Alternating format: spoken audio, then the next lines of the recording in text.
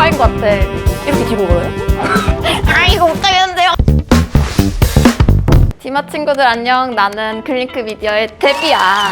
오늘부터 매튜님께 바통을 넘겨받아서 5분 디마를 진행하게 됐어. 나는 앞으로 디마 친구들하고 같이 페이스북 광고에 대해서 공부하게 될 예정이고 앞으로 열심히 공부하자. 아마 페이스북이랑 인스타그램 하다 보면은 광고 진짜 많이 봤을 거야. 옛날에는 페이스북을 하기만 하면은 모든 글이 다 광고라는 얘기도 많았었어. 그래서 나는 요즘에 인스타그램을 조금 더 많이 하긴 하는데 인스타그램 보면은 게시물 이렇게 그냥 보는데도 내가 필요한 거나 최근에 막 찾아봤던 거 아니면 갖고 싶었던 게 자꾸 눈에 보이는 거야. 진짜 사실은 살 생각이 진짜 별로 없었거든? 근데 그 게시글 보면은 후기도 진짜 좋고 막 내가 지금 당장 사지 않으면 손해인 것 같은 느낌인 거야. 할인도 많이 하고 후기도 다 좋으니까 이왕이면은 그냥 지금 사자 하고 되게 많이 샀어. 플렉스. 다나는 페이스북 광고하면은 어떤 게 생각나? 맞아. 약간 쇼핑몰 같기도 하고 최근에는 게시글들을 보면 다 구매 유도하는 글들이 되게 많은 것 같아. 특히나 유명한 인플루언서들이나 브랜드 계정들이 브랜드로부터 제품을 협찬받아서 그걸 본인 계정에 올리고 또 사람들을 많이 모아서 공구 형식으로도 많이 진행을 해. 이것들도 전부 다 페이스북 광고야. 그래서 최근에는 이런 광고들 말고도 유명한 계정들 같은 경우에는 그냥 본인 전혀 관련이 없는 콘텐츠인데 마지막에 특정한 제품 홍보를 해준다던가 이런 식으로도 광고를 많이 진행하더라고. 또 제일 사람들이 많이 쓰는 거는 다른 사이트에 올라온 글처럼 예를 들면 특정 커뮤니티에 막 후기처럼 올라온 글을 캡처한 것처럼 해가지고 만드는 광고들도 있어. 이런 다양한 형식의 페이스북 광고들 중에서 우리는 앞으로 페이드 광고라는 걸 공부하게 될 거야. 페이드 광고는 앞서 말했던 인플루언서들이 올려주는 광고들 혹은 좀 유명한 계정에 올라오는 콘텐츠하고는 조금 달라. 내가 홍보하고 싶은 콘텐츠 혹은 내 제품 사진을 내가 원하는 타겟에 노출할 수 있도록 설정하는 광고라고 생각하면 돼. 이 광고는 실제로는 노출됐을 때 쉽게 확인할 수 있어. 페이스북이나 인스타그램 하다 보면은 게시글 상단에 스폰서드라고 영어로 딱 박혀 있는 게 있어. 스폰서드 알지? 이렇게 표시된 애들은 다 광고라고 생각하면 돼. 페이드 광고는 우리가 페이스북에 나 이런 타겟한테 내 광고를 이렇게 보여주고 싶어 라고 주문을 한다고 생각하면 돼. 당연히 주문을 했기 때문에 돈도 내야 돼. 그래서 가게에 들어가서 우리가 제품을 살 때 제품을 고르고 결제를 하잖아. 그것처럼 페이스북 페이드 광고도 내가 페이스북 광고 시스템에 들어간 다음에 내가 원하는 타겟을 고르고 그리고 내가 나 이 타겟한테 이런 거 보여주고 싶어 라고 선택한 다음에 지불을 하면 된다고 생각하면 돼. 좀 쉽게 설명하긴 했는데 실제로 세팅도 몇 가지 준비물만 있으면은 누구나 바로 운영할 수 있어. 우선은 페이스북 광고이기 때문에 내가 홍보할 콘텐츠, 이미지나 비디오 혹은 텍스트 문안이 필요하고 페이스북 게시물들 보면은 다 프로필 이미지가 있잖아. 그래서 나도 광고를 달아둘 페이스북 페이지나 인스타그램 계정이 필요해. 그리고 마지막으로 페이드 광고니까 당연히 돈이 필요해. 그래서 이렇게 세 가지만 준비를 하면은 준비물은 전부 다 끝났고 이제 이 광고를 사러 가게로 가야 되잖아. 페이스북 광고 플랫폼, 광고 시스템에 대해서 한번 알아볼게. 페이스북에서 직접 바로 세팅할 수도 있고 인스타그램 계정에서 또 페이스북 광고 시스템으로 들어가서 세팅을 할 수도 있거든. 이렇게 세 가지 다 가능한데 추천하는 플랫폼이 있긴 해. 왜냐면은 이 운영하는 플랫폼에 따라서 타겟이랑 목표가 조금 다르게 설정이 되거든. 만약에 페이스북 페이지나 인스타그램 계정에서 직접 세팅하는 거를 하려고 한다면은 되게 세팅도 쉽고 빠르고 간편하게 할 수는 있는데 내가 선택할 수 있는 목표 수가 되게 적고 타겟도 어느 정도 한정적으로밖에 선정을 못해. 그리고 페이스북 광고 관리자라고도 부르고 비즈니스 관리자라고도 부르는데 이 광고 관리자를 통해서 세팅하는 경우에는 페이스북 페이지 그리고 계정에서 직접 세팅하는 것보다 더 많은 목표 설정이 가능하고 더 많은 타겟팅 설정이 가능해. 그리고 광고 형태도 조금은 더 추가해서 세팅할 수도 있어. 만약에 개인 브랜드면은 절대 다른 사람한테 넘길 일은 많지가 않겠지만 어느 기업이라면은 새로운 직원이 들어올 수도 있고 업무가 바뀔 경우에 다른 직원이 그걸 담당하게 될 수도 있잖아. 페이스북 페이지로 직접 운영을 했거나 인스타그램 계정으로 운영을 했을 경우에는 그 계정 정보를 다 줘야 돼. 광고 관리자를 만들어서 운영하면은 하나의 약간 툴을 만든다고 생각하면 돼. 그래서 그 툴에 넣을 사람들을 또 추가해 줄 수도 있고 계정을 관리할 사람들한테도 다 권한을 따로따로 줄 수가 있어서 광고 관리자를 사용하는 게 더 좋아. 페이드 광고에 대해서 간단하게 설명을 해줬고 다음 시간에는 내가 방금 말했던 세 가지 플랫폼을 이용해서 광고를 세팅하는 방법을 알아볼 거예요. 그럼 함께 해줘서 고맙고 다음에 또 만나자. 오늘 실습은 사실 되게 간단해. 우리가 배우게 될 페이스북 그리고 인스타그램 광고는 소셜 네트워크 마케팅이거든. 소셜 미디어 마케팅. 이 SNS 마케팅이란 무엇이냐면은 그냥 말 그대로 소셜 미디어를 활용하는 마케팅을 모두 통칭하는 말이야. 그래서 SNS 마케팅은 SNS 플랫폼을 활용해서 제품이나 서비스를 홍보하는 거를 통칭해. 국내에는 되게 다양한 SNS 브랜드들이 있잖아. 블로그가 될 수도 있고 트위터가 될 수도 있고 밴드도 있고 틱톡도 있고 내가 방금 말했던 SNS들 전부 다 광고가 가능한데 그 중에서도 페이스북이랑 인스타그램에 대해서 알아보는 거지. 사실 페이스북, 인스타그램 하면은 최근에는 SNS 사용량이 조금 줄어든 느낌이 확실하게 있긴 해. 왜냐면은 옛날에는 SNS 하면은 싸이월드를 했었고 그 다음에 네이톤으로 넘어갔다가 그 다음에 페이스북으로 넘어갔다가 약간 이런 흐름이 있었다면은 지금은 우리가 선택할 수 있는 SNS가 굉장히 많아졌어. 페이스북, 인스타그램뿐만 아니라 트위터도 있고 틱톡도 있고 최근에는 브런치로 글을 쓰는 거를 본인의 SNS 활동으로 쓰는 사람들도 많아지고 있는데 활용할 수 있는 SNS가 많아지다 보니까 페이스북이랑 인스타그램 활용하는 정도가 조금 줄어든 느낌이란 말이야. 근데 실제로는 우리가 이용자 리포트를 봤을 때 아직 활성 이용자도 많고 실제로 국내에서 활용하는 사람들도 되게 많다는 걸 알 수가 있었어. 데이터를 보면은 10대, 20대, 30대, 40대까지만 봐도 페이스북, 인스타그램 활용하는 사람들의 비율이 굉장히 큰 걸 확인할 수 있어. 아직까지는 이 두 매체를 이용해서 마케팅 하는 데에는 전혀 이슈가 없다는 얘기겠지? 오늘 내가 설명해줬던 광고는 페이드 애드라고 했잖아. 광고 마케팅이라고도 불리는데 플랫폼에 예를 들면은 페이스북, 인스타그램 광고니까 이 두 플랫폼에 돈을 내고 내가 원하는 타겟층에 인위적으로 노출을 시키는 걸 말하는데 페이스북이랑 인스타그램을 보다 보면은 스폰서드라고 표시된 글을 모두 이 페이드 광고라고 생각해주면 돼. 그래서 이 광고를 운영하게 되면은 노출 영역이 되게 다양한데 페이스북에도 노출이 가능하고 인스타그램도 설정할 수 있고 페이스북 메신저랑 오디언스 네트워크라고 해서 페이스북이랑 협업을 맺은 파트너 네트워크들이 있어. 거기에다가도 노출할 수 있어. 그래서 다시 페이드 애드로 돌아가 보면은 우리가 플랫폼에 왜 돈을 지불해야 되냐?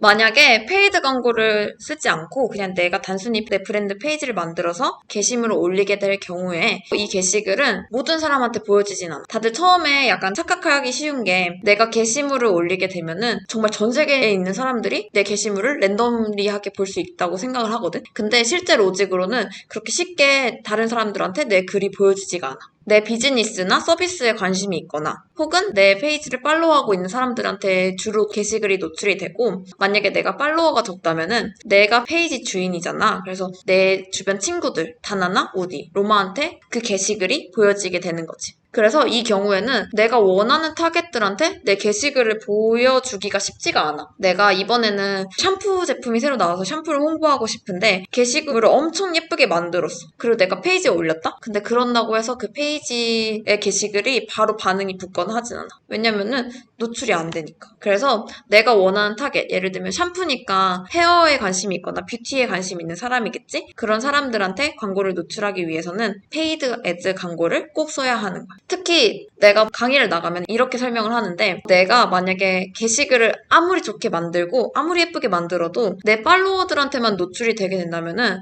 팔로워가 아닌 사람들한테는 내 브랜드를 알리기가 어렵잖아. 그래서 그럴 때 페이드 애드를 이용해가지고 광고를 진행하면 되는 거지. 그래서 이렇게 페이드 애드를 세팅하는 방법은 페이스북 페이지에서 직접 세팅을 하거나 인스타그램 계정에서 세팅을 하거나 혹은 페이스북 광고 관리자라고 불리는 광고 플랫폼에서 세팅을 할 수 있는데 여기에는 인스타그램 계정에서 세팅하는 사진은 빠져 있지만 사실 비즈니스 페이지에서 세팅하는 거랑 똑같다고 생각해주면 돼. 세 개 플랫폼 다 광고를 세팅하고 운영하는 데는 전혀 이슈가 없지만 페이지나 인스타그램 계정에서 직접 운영을 하게 될 경우에는 바로 광고를 세팅할 수 있고 정말 빠르다는 장점이 있지만 캠페인 목표를 한정적으로 설정할 수가 있고 내가 선택할 수 있는 타겟이 많지가 않아. 픽셀을 활용한 타겟도 전혀 사용할 수가 없지. 반면에 페이스북 광고 관리자를 이용하게 되면은 관리자 플랫폼으로 한 번 더 이동을 해야 되고 또 권한을 한 번 더 받아야 되긴 하지만 광고의 유형, 형식 그리고 도달할 수 있는 목표 내가 원하는 타겟들을 좀 더 다양하게 선택할 수 있고 관리자를 따로따로 추가해가지고 계정 하나로 활용하는 게 아니라 여러 사람들이 각자의 계정으로 접근할 수 있다는 장점이 있어. 지금까지 페이스북 페이드 광고에 대해서 전반적인 내용을 알아봤는데 좀 어려운 부분이 있었다면 댓글 꼭 남겨주고 좋아요랑 구독도 부탁해. 그럼 우리 다음 시간에 만나자.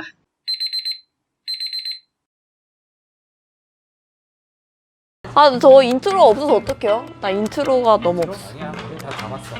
What do you want? 셀칸 모드 반대 방향에서 반대 방향. 아니. 나를 찍고 있었어. 지난 안녕 디마 친구들. 오늘은 지난 시간에 이어서 페이스북과 인스타그램 광고를 어떻게 세팅하는지 한번 알아보려고 해. 지난 시간에 페이스북, 인스타그램 광고 하려면은 페이스북 페이지나 혹은 인스타그램 비즈니스 계정 또 페이스북 광고 관리자에서 해야 된다고 했잖아. 오늘은 이제 그것들을 통해서 이제 광고를 세팅하는 방법을 알아볼 건데 그 전에 전체적인 페이스북 광고 구조에 대해서 공부를 해보려고 해. 일단 기본적으로 광고는 전체적으로 큰 광고 계정, 그리고 캠페인, 그리고 광고 세트, 그 안에 광고 소재 이런 식으로 구성이 되어 있는데 광고 계정이라는 거는 큰 틀이라고 생각하면 돼. 그래서 그 큰 틀 안에서 광고를 우리가 세팅하고 운영한다고 생각하면 돼. 이때 한 캠페인 안에 여러 가지 광고 세트를 넣을 수도 있고 혹은 한 개의 광고 세트로만 운영을 해도 돼. 이거는 편한 대로 혹은 이제 우리가 계획한 대로 맞춰서 하면 되고 또 광고 세트 안에도 광고를 여러 개 넣을 수도 있어. 아무래도 우리가 광고를 이제 세팅을 할 거니까 제일 먼저 해야 되는 게 우리가 목표를 선택해야 돼. 목표 없는 광고는 마치 뱃사공이 많은 배에 같달까? 다 하고 싶잖아 사실. 그래서 목표를 꼭 정하는 게 중요하고 그 목표에 맞춰서 캠페인 세팅하는 게 매우 중요해. 특히 페이스북에서는. 그리고 그 목표를 통해서 어떤 결과를 도출하고 싶은지 잘 생각해 본 다음에 내가 선택한 이 목표를 광고 캠페인 단에서 세팅해 주면 돼. 일단은 만약에 캠페인 목표도 똑같고 내가 타겟한 사람들도 똑같으면은 그때는 조금 타겟이 중복된다고 생각하면 되고 최적화도 똑같이 되니까 이럴 때는 우디가 말한 대로 좀 바꿔줄 필요가 있어. 근데 만약에 목표가 다른 경우에는 똑같은 타겟을 설정하더라도 진짜 똑같은 사람한테 보일 확률은 사실 거의 적어. 왜냐면 이 모수 자체가 굉장히 크기 때문에 목표를 다르게 설정하면은 이거에 따라서 최적화도 다르게 가서 동일 유저에게 중복되게 노출되는 확률은 좀 적은 것 같더라고.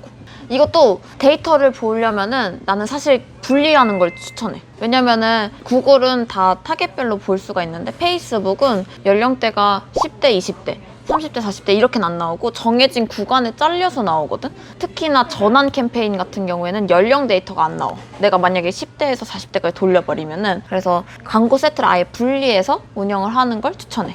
그래서 쉽게 생각하면은 내 광고를 보고 내가 원하는 목표 행동을 할 것 같은 사람들을 이 타겟 범위 안에서 찾아주세요 라고 광고를 세팅하는 거라고 생각하면 돼. 이렇게 광고 캠페인부터 광고 세트 그리고 광고까지 전부 다 세팅을 해야지 광고를 우리가 라이브를 할 수가 있는데 아까 막 우리가 목표를 설정한다고 했잖아. 만약에 내가 목표가 단순히 한 개가 아니고 두 개일 수도 있잖아. 그런 경우에는 캠페인을 똑같이 캠페인, 광고 세트, 광고를 넣은 캠페인을 하나 더 만들어준다고 생각하면 돼. 그리고 이 광고 계정 안에 여러 개의 캠페인을 세팅해도 돼. 우리는 5분 디마 유튜브 채널이 있으니까 그걸 활용해서 그 채널을 전체적으로 알리고 영상들을 한번 알리는 목표로 캠페인을 세팅해 본다고 가정을 해볼게. 일단은 우리 채널을 알려야 되니까 목표는 브랜드 인지도로 설정을 하고 5분 디마 자체가 사실 디마 친구들 같은 마케팅 관심된 관심사들이 많이 볼 거 아니야. 그래서 타겟팅을 우리가 마케팅 관련 직무 혹은 마케팅 관련 관심사로 설정을 해줄 거야. 그리고 우리가 그 사람들한테 보여줄 소재를 설정을 해야 되잖아. 우리가 유튜브에 올라온 영상 중에 티저 영상을 한번 가지고 세팅을 해볼게. 그러면은 이제 이 영상은 5분 디마 채널의 이 브랜드를 알리는 목적으로 캠페인이 운영이 될 거고 마케팅에 관심을 가진 사람들에게 우리 티저 영상이 보여지는 거지. 그렇게 설정을 하게 되면은 이 광고 시스템이 브랜드 인지도를 높이는 목적으로 최적화를 해나갈 거야. 또 그리고 중요한 게 있는데 바로 예산하고 일정이 중요해. 아무래도 광고이기 때문에 내가 지금 시스템에 이 소재를 어떤 사람들에게 보여주고 이런 목표로 최적화를 해주세요 라고 주문을 했잖아. 이때 쓰일 예산과 일정을 선택해주는 게 필요해. 그리고 이런 예산이랑 일정은 광고 세트를 설정하는 단계에서 세팅할 수 있어. 내 광고를 이 타겟한테 이 기간 동안 얼마의 예산으로 이 목표로 운영해 주세요 라고 페이스북에 주문을 한다고 생각해주면 돼. 이런 경우도 있을 거야. 내가 타겟이랑 캠페인을 다 설정을 했는데 타겟은 설정을 해서 이렇게 구분해서 돌리기로 했는데 어디가 효율이 더 좋을지 모르겠는 거야. 그래서 그런 경우에는 전체적인 예산을 설정하기가 어려우니까 캠페인에다가 예산을 걸면 돼. 그럼 캠페인 효율 최적화를 걸고 예산을 걸게 되면은 캠페인 안에 있는 광고 세트들 중에 내가 선택한 목표 행동을 많이 할 것 같은 그룹으로 예산이 더 최적화가 돼서 더 많이 나가. 이렇게 세팅하면은 기본적인 페이스북 세팅은 전부 끝이야. 이제부터 실제로 세팅을 해볼 건데 가볼까? 광고 세팅을 해볼 건데 크게 캠페인을 먼저 세팅을 하고 그룹 광고 세트에서 내가 원하는 타겟을 설정하고 마지막에 보여줄 소재를 설정하게 되어 있어. 캠페인 하나 안에 여러 가지 광고 세트를 넣을 수가 있고 그 밑에 여러 가지 광고 소재들을 넣을 수가 있는데 캠페인에서는 내가 목표로 하는 그 행동, 사람들이 어떤 행동을 했으면 좋겠는지를 설정하게 되어 있고 그리고 세트에서는 내가 이 광고를 보여줄 타겟을 설정하게 되어 있어. 마지막으로 광고를 넣어주면 돼. 페이스북 페이지에서 직접 세팅하는 걸로 한번 해볼 건데 페이스북 비즈니스 페이지에 이렇게 들어가면은 홍보하기 버튼이 있을 거야. 혹은 게시글 밑에도 각각 홍보하기 버튼이 뜨게 돼. 한번 홍보하기를 눌러보게 되면은 광고 유형을 선택하라고 나와. 여기서 내가 목표가 자동화된 광고인지 예를 들면 그냥 페이스북이 알아서 내 예산과 소재를 사람들한테 보여줬으면 좋겠는지 혹은 게시물 홍보하기인지 선택을 해주면 되고 새 광고를 만들기를 들어가면은 또 목표를 한 번 더 선택하게 되어 있어. 페이지 좋아요를 늘리는 거인지 전화 문의를 늘리는 방향으로 해도 되고 우리는 5분 뒤마 이 페이스북 페이지를 홍보한다고 생각하고 페이지 좋아요 늘리기를 한번 해볼게. 광고 크리에이티브를 선택하라고 되어 있는데 내가 보여줄 소재를 선택해주면 돼. 옵션 수정을 해가지고 새로 이미지를 올리고 영상을 올려서 광고를 세팅해줘도 되고 게시물 사용을 눌러가지고 내가 올렸던 게시물 중에 홍보할 게시글을 선택해주면 돼. 이렇게 게시물이 자동적으로 생기고 CTA 버튼이 페이지 좋아요로 눌리게 돼. 아까 광고 그룹을 설명할 때 캠페인 안에 광고 세트를 설정한다고 말을 했었잖아. 그 타겟을 여기서 설정해준다고 생각해주면 돼. 대한민국에 살면서 연령은 18세에서 65세. 지금은 설정을 안 했기 때문에 페이스북 페이지에서 내 페이지를 좋아했던 사람들을 크롤링 해가지고 자동 분석을 해둔 거야. 근데 아까 마케팅에 관심이 있는 사람들을 타겟팅하기로 했잖아. 여기서 이걸 바꿔주면 돼. 성별은 어떻게 되는지, 위치, 그리고 상세 타겟팅은 어떻게 되는지 전부 지우고 여기다가 마케팅을 넣어주면 되는 거지. 그러면 이제 마케팅에 관심 있는 사람들을 타겟팅하게 되는 거고 저장을 해주면 돼. 그리고 아까 기간이랑 예산을 설정하기로 했잖아. 종료일은 7일 후인 11월 4일인 거고 하루에 쓸 예산은 5,000원이라고 설정이 된 거라고 생각해주면 돼. 그 다음에 노출 위치를 선택할 수 있는데 여기서 인스타그램이 만약에 연결이 되어 있으면은 인스타그램도 노출할 수 있어. 그리고 결제수단, 카드를 등록을 해줘야 돼. 결제수단까지 등록을 하고 지금 홍보를 누르면은 바로 광고가 라이브 될 거야. 이렇게 하면은 페이지에서 세팅하는 광고인 거고 기존 콘텐츠 홍보를 눌러서 업로드됐던 게시물을 바로 그냥 사람들한테 알리는 목적으로도 진행할 수 있어. 이때는 목표가 게시물 홍보이기 때문에 따로 목표를 선택하는 란은 없이 진행이 될 거야. 인스타그램 비즈니스 계정에서도 세팅을 할 수가 있다고 했잖아. 우리가 필요한 게 인스타그램 비즈니스 계정인데 로그인을 하게 되면은 게시물을 올렸을 때 밑에 홍보하기 버튼이 떠. 내 게시물 홍보하기를 누르면은 처음에 목표를 선택하라고 나와. 우리가 캠페인에서 선택하는 그 목표랑 똑같고 선택한 다음에 내가 원하는 타겟을 설정하고 예산을 넣어주면 돼. 그러면 인스타그램이 이 광고 게시글을 내가 원하는 기간 동안 예산에 맞춰서 광고를 노출시킨다고 생각해 주면 돼. 마지막으로 광고 관리자를 활용해서 세팅하는 방법을 알려줄 건데 구글에 페이스북 광고 관리자를 쳐서 들어가도 되고 점 9개 메뉴를 누르면은 아래쪽에 광고 관리자 버튼이 있어. 혹은 광고를 통해서 들어가도 돼.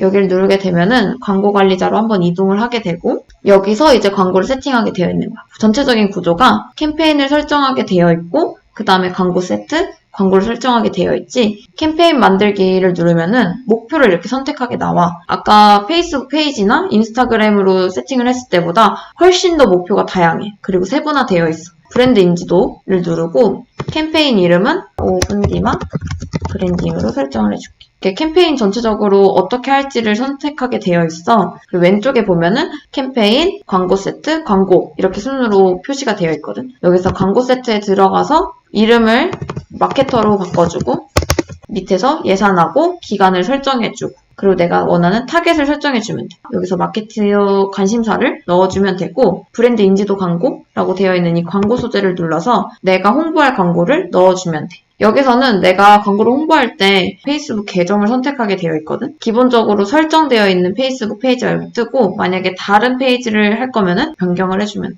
그리고 광고 만들기를 눌러서 광고를 넣어주면 돼. 여기까지가 페이스북 전체적인 세팅 방법이야. 페이스북 광고의 전체적인 구조를 알아보고 또 세팅 방법을 알아봤는데 다음 시간에는 이걸 조금 더 세세하게 알아보도록 하자. 그럼 다음 시간에 만나.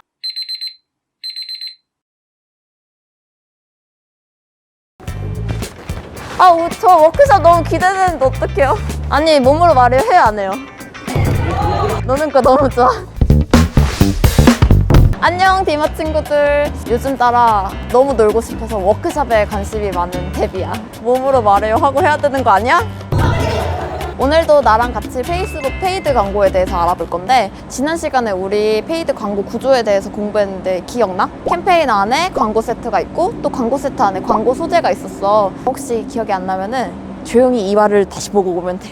그래서 오늘은 광고 타겟팅에 대해서 알아볼 건데, 타겟팅이라는 말 자체가 타겟, 말 그대로 하면은 목표로 하는 사람, 노리는 사람이거든. 내 광고를 누구한테 보여줄지 선택하는 과정이라고 생각하면 돼. 어떻게 보면은 온라인 광고에서 제일 처음에 세팅하는 영역이기도 하고 가장 쉽게 설정할 수 있는 영역이기도 해. 내가 만약에 애플이라고 해보자. 맥북을 판매한다고 하는 거야. 아무래도 이 맥북에 관심 있을 것 같은 사람들, 혹은 노트북을 바꾸려는 사람들에게 내 광고를 보여주는 게 가장 효율이 좋겠지. 지금 우디는 사실 맥북이 생겼잖아? 만약에 내가 우디한테 맥북 할인하는 광고를 내보낸다고 하면 어때? 우디는 하나 더 살 것 같아? 그치? 스킵할 것 같지. 그래서 특히나 이제 광고 예산이 한정되어 있다면은 내 광고를 어떤 사람들한테 보여줄지, 어떤 사람이 내 광고를 보고 반응할지를 잘 설정하는 게 특히나 중요해.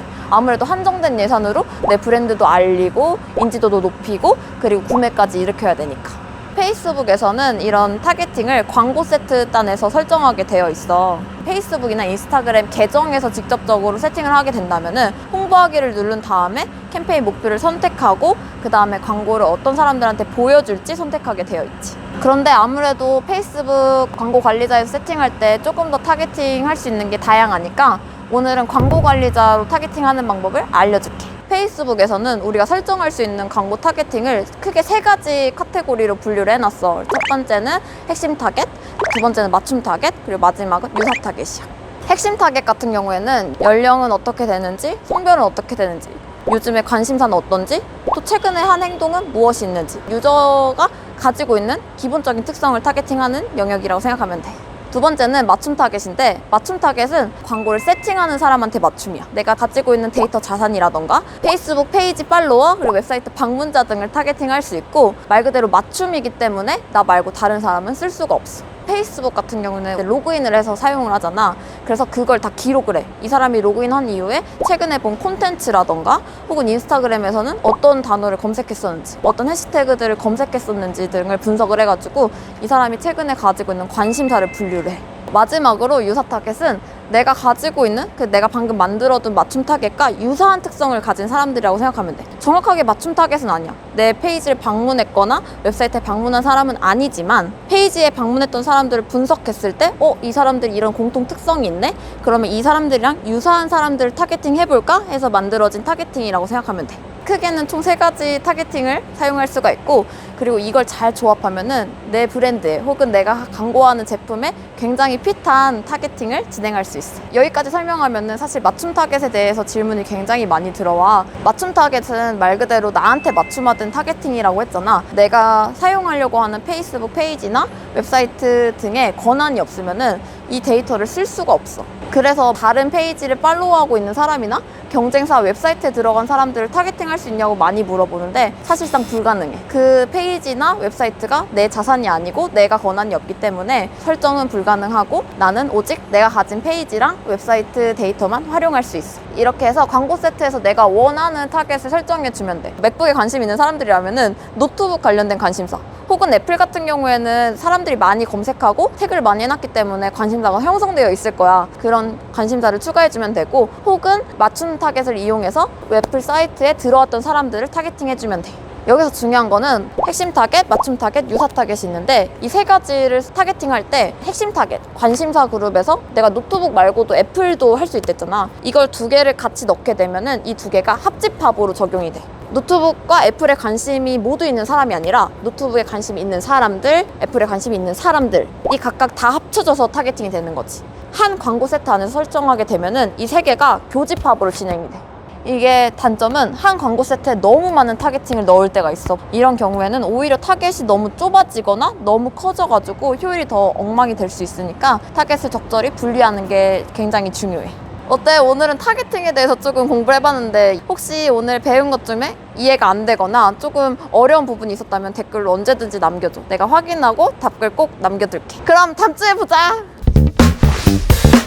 실습을 시작해 볼 건데 3가지 유형의 타겟팅이 있다고 말해줬잖아. 핵심 타겟은 기본적인 데이터, 맞춤 타겟은 팔로워라던가 내가 쓸 수 있는 나만의 데이터를 사용한 타겟팅, 유사 타겟은 그 사람들하고 유사한 타겟팅이라고 생각하면 돼. 타겟팅하는 걸 보여줄 건데 광고 관리자에서 하는 거를 기본으로 설명을 해줄 거야. 그래서 광고 관리자에 들어왔고 캠페인 만들기를 눌러둔 상태야. 내가 원하는 목표를 선택하고 바로 타겟팅을 할 수 있는 광고 세트로 들어가 볼게. 제일 위에 어떤 목표로 할지 그리고 그 목표에 대한 자세한 거를 설정하게 되어 있고 타겟이라고 표시된 부분이 있어. 광고를 노출할 사람들을 구성한다고 생각하면 돼. 위치랑 연령, 성별 이 3가지가 제일 기본적인 타겟팅이고 상세 타겟팅에서 내가 원하는 관심사 혹은 행동을 가진 사람들을 타겟팅할 수 있어. 페이스북이 글로벌한 매체잖아. 그래서 위치도 대한민국이 아니라 외국으로도 설정할 수 있고 연령도 여기서 내가 원하는 연령대를 찾아주면 돼. 맥북이라면은 아무래도 구매 자체는 대학생부터 많이 사겠지? 한 19세 정도 이상으로 하고 65세까지는 굳이 이걸 살 것 같지 않으니까 연령대를 좀 낮춰볼게.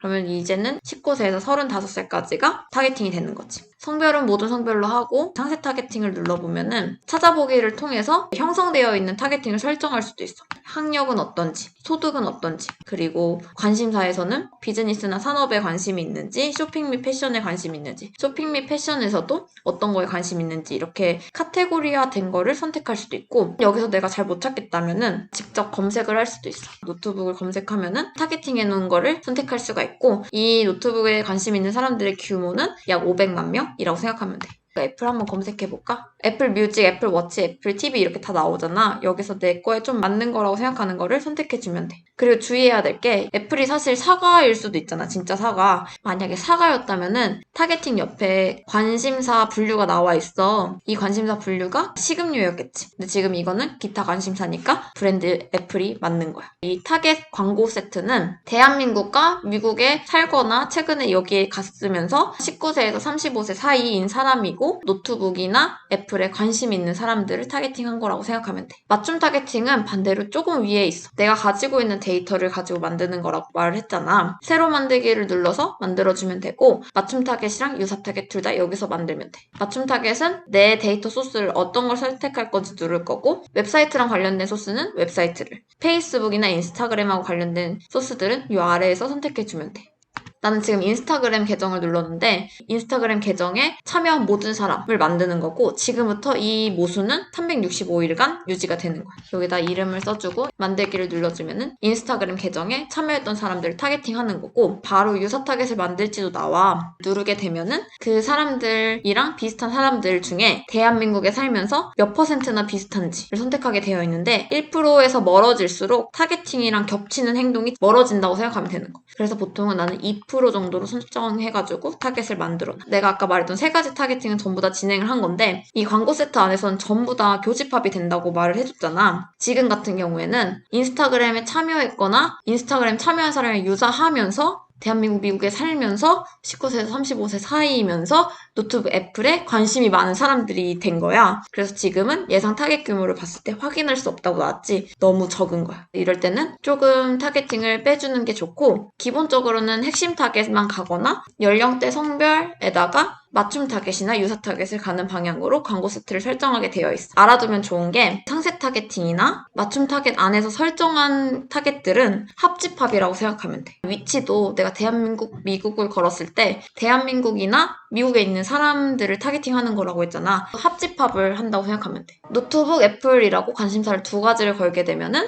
노트북에 관심이 있는 사람이거나 애플에 관심이 있는 사람이 되는 거지 노트북에 관심이 있으면서 애플에도 관심이 있는 사람을 타겟팅하는 건 아니야. 지금은 2개만 걸었지만 사실 이걸 더 많이 할 수도 있어. 타겟팅적인 아이디어를 얻기 어렵다면은 추천을 눌러보면은 관심사들이랑 연관도가 높은 타겟팅들이 이렇게 밑에 떠. 괜찮다 싶은 거는 같이 눌러주면 돼. 애플 스토어라던가 아이패드라던가 이런 식으로 타겟팅을 넣어주면 돼. 그렇게 하면은 노트북에 관심이 있거나 애플에 관심이 있는 사람들 모두가 타겟팅이 되는 거지. 맞춤 타겟팅도 마찬가지야. 내가 인스타그램 계정 팔로워를 타겟팅을 넣었고 추가적으로 다른 타겟팅을 넣게 되면은 인스타그램 참여자이거나 페이스북 참여자이거나 한 타겟팅 그룹 안에서 설정한 타겟들은 전부 다 합집합이 된다고 생각해주면 돼. 어때? 여기까지 하면 좀 이해가 돼? 오늘 실습도 잘 따라와줘서 고맙고 다음 시간에 더 재밌는 강의로 만나자. 안녕!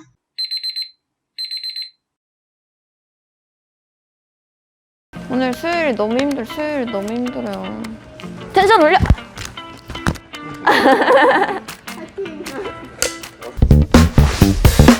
안녕 디마 친구들. 지난 시간 배웠던 타겟팅에 이어서 광고 세팅 중에 목표 설정하는 거에 대해서 조금 더 자세히 알아볼 거야. 우리가 우리 광고를 어떤 사람들한테 보여줄지 그리고 그걸 어떻게 조합할지에 대해서 조금 더 자세히 알아보았는데 페이스북 광고를 설정할 때 이렇게 페이스북에 타겟만 설정하게 되면은 페이스북 머신 입장에서는 오잉?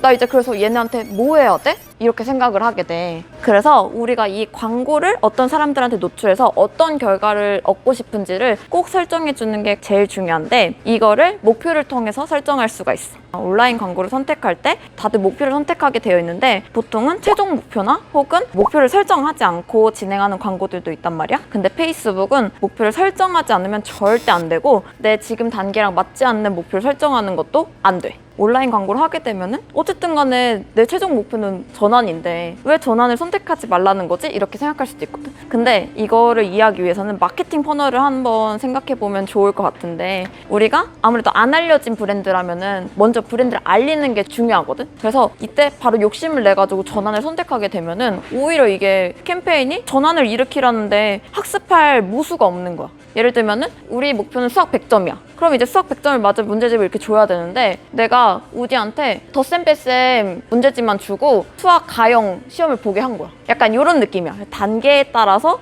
조금 더 맞춤화된 목표를 선택하는 게 중요하다는 거.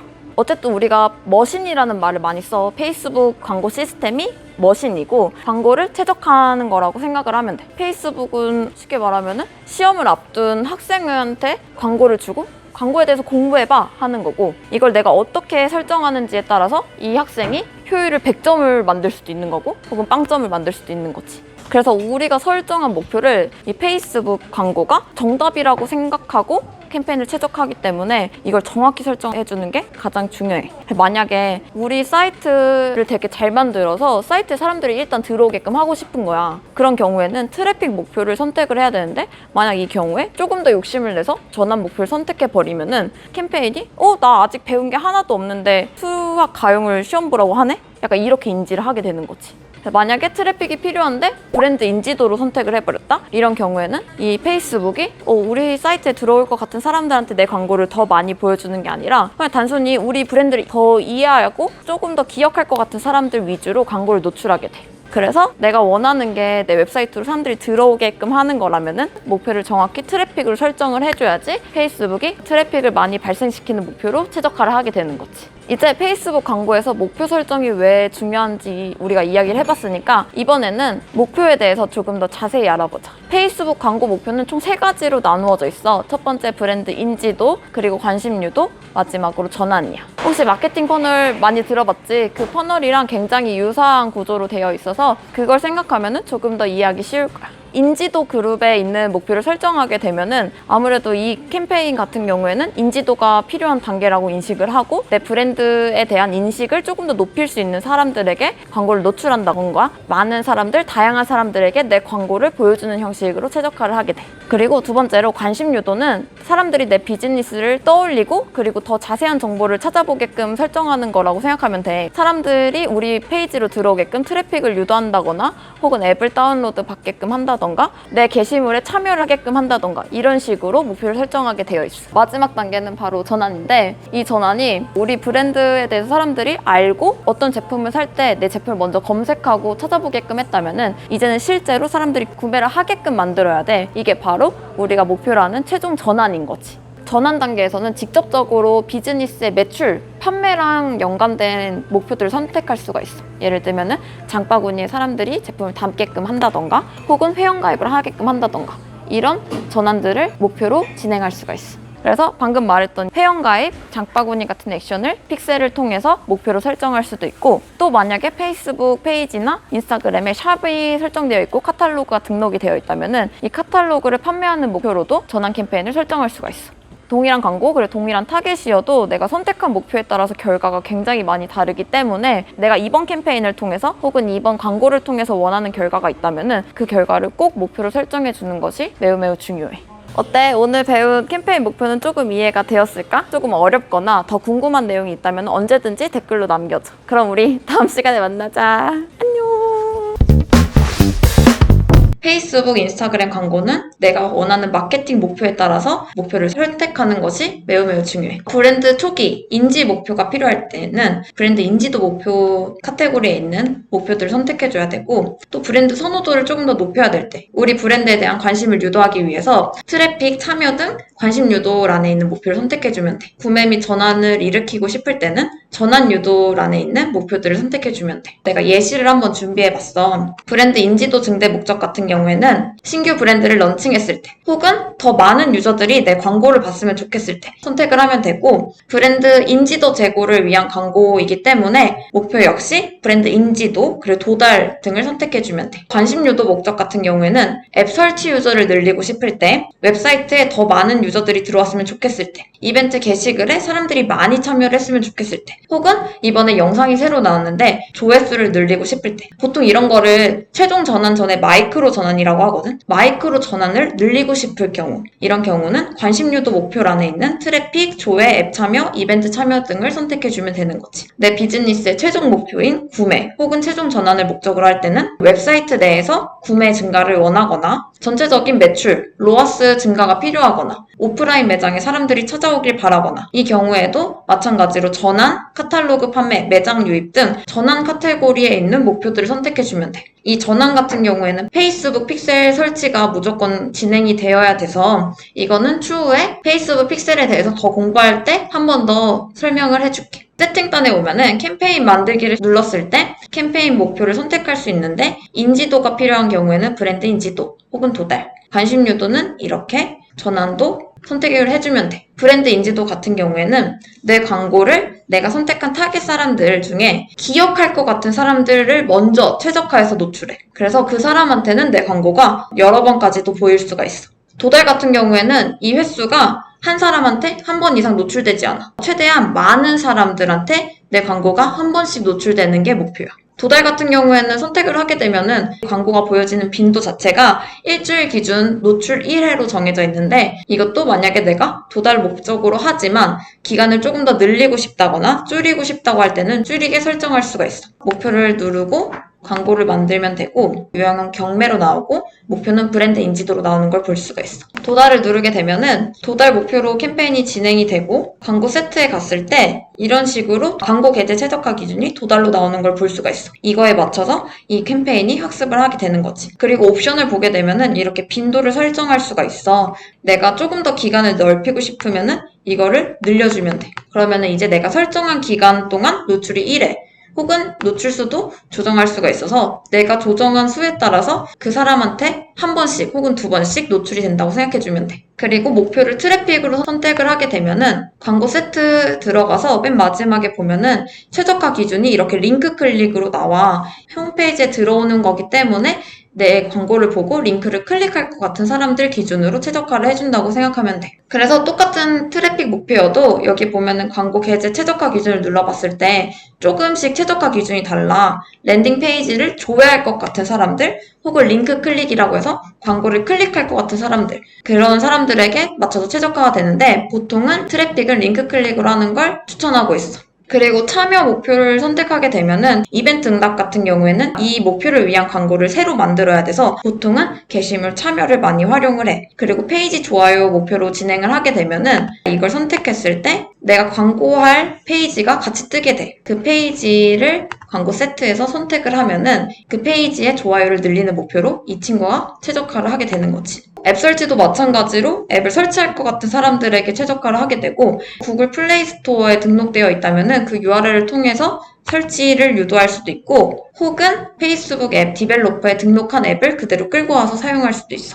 앱 설치를 누르게 되면은 자동화된 앱 광고는 구글 앱 광고처럼 소재랑 타겟이 자동적으로 적용이 되는 광고라고 생각하면 돼. 특정한 사람들에게 앱 설치를 유도하고 싶다면은 여기서 앱 광고를 눌러주면 돼. 전환 라인에 있는 캠페인 목표들인데 전환 같은 경우에는 목표로 할 픽셀을 설정하게 되어 있어. 그래서 광고 세트에 들어가면은 전환 이벤트가 일어날 위치 선택하게 되어 있고 전환 이벤트를 선택하라고 되어 있는데 이게 내가 연결해둔 픽셀에 연결되어 있는 액션들을 끌고 오게 되어 있는 거야. 이 다음에 타겟을 설정해주고 그 사람들에게 보여줄 광고를 세팅해주면 돼. 혹시 안 되거나 궁금한 게 있으면 댓글로 꼭 남겨줘. 그럼 다음에 보자. 안녕!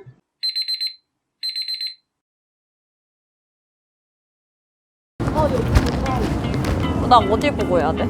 나 우디님 만들어. 우디님을 가상으로 만들어서 족구하러 갔거든. 족구를 하러 갔어. 우디님이 족구를 하러 갔어. 윤로마 아카만도. 안녕 디마 친구들.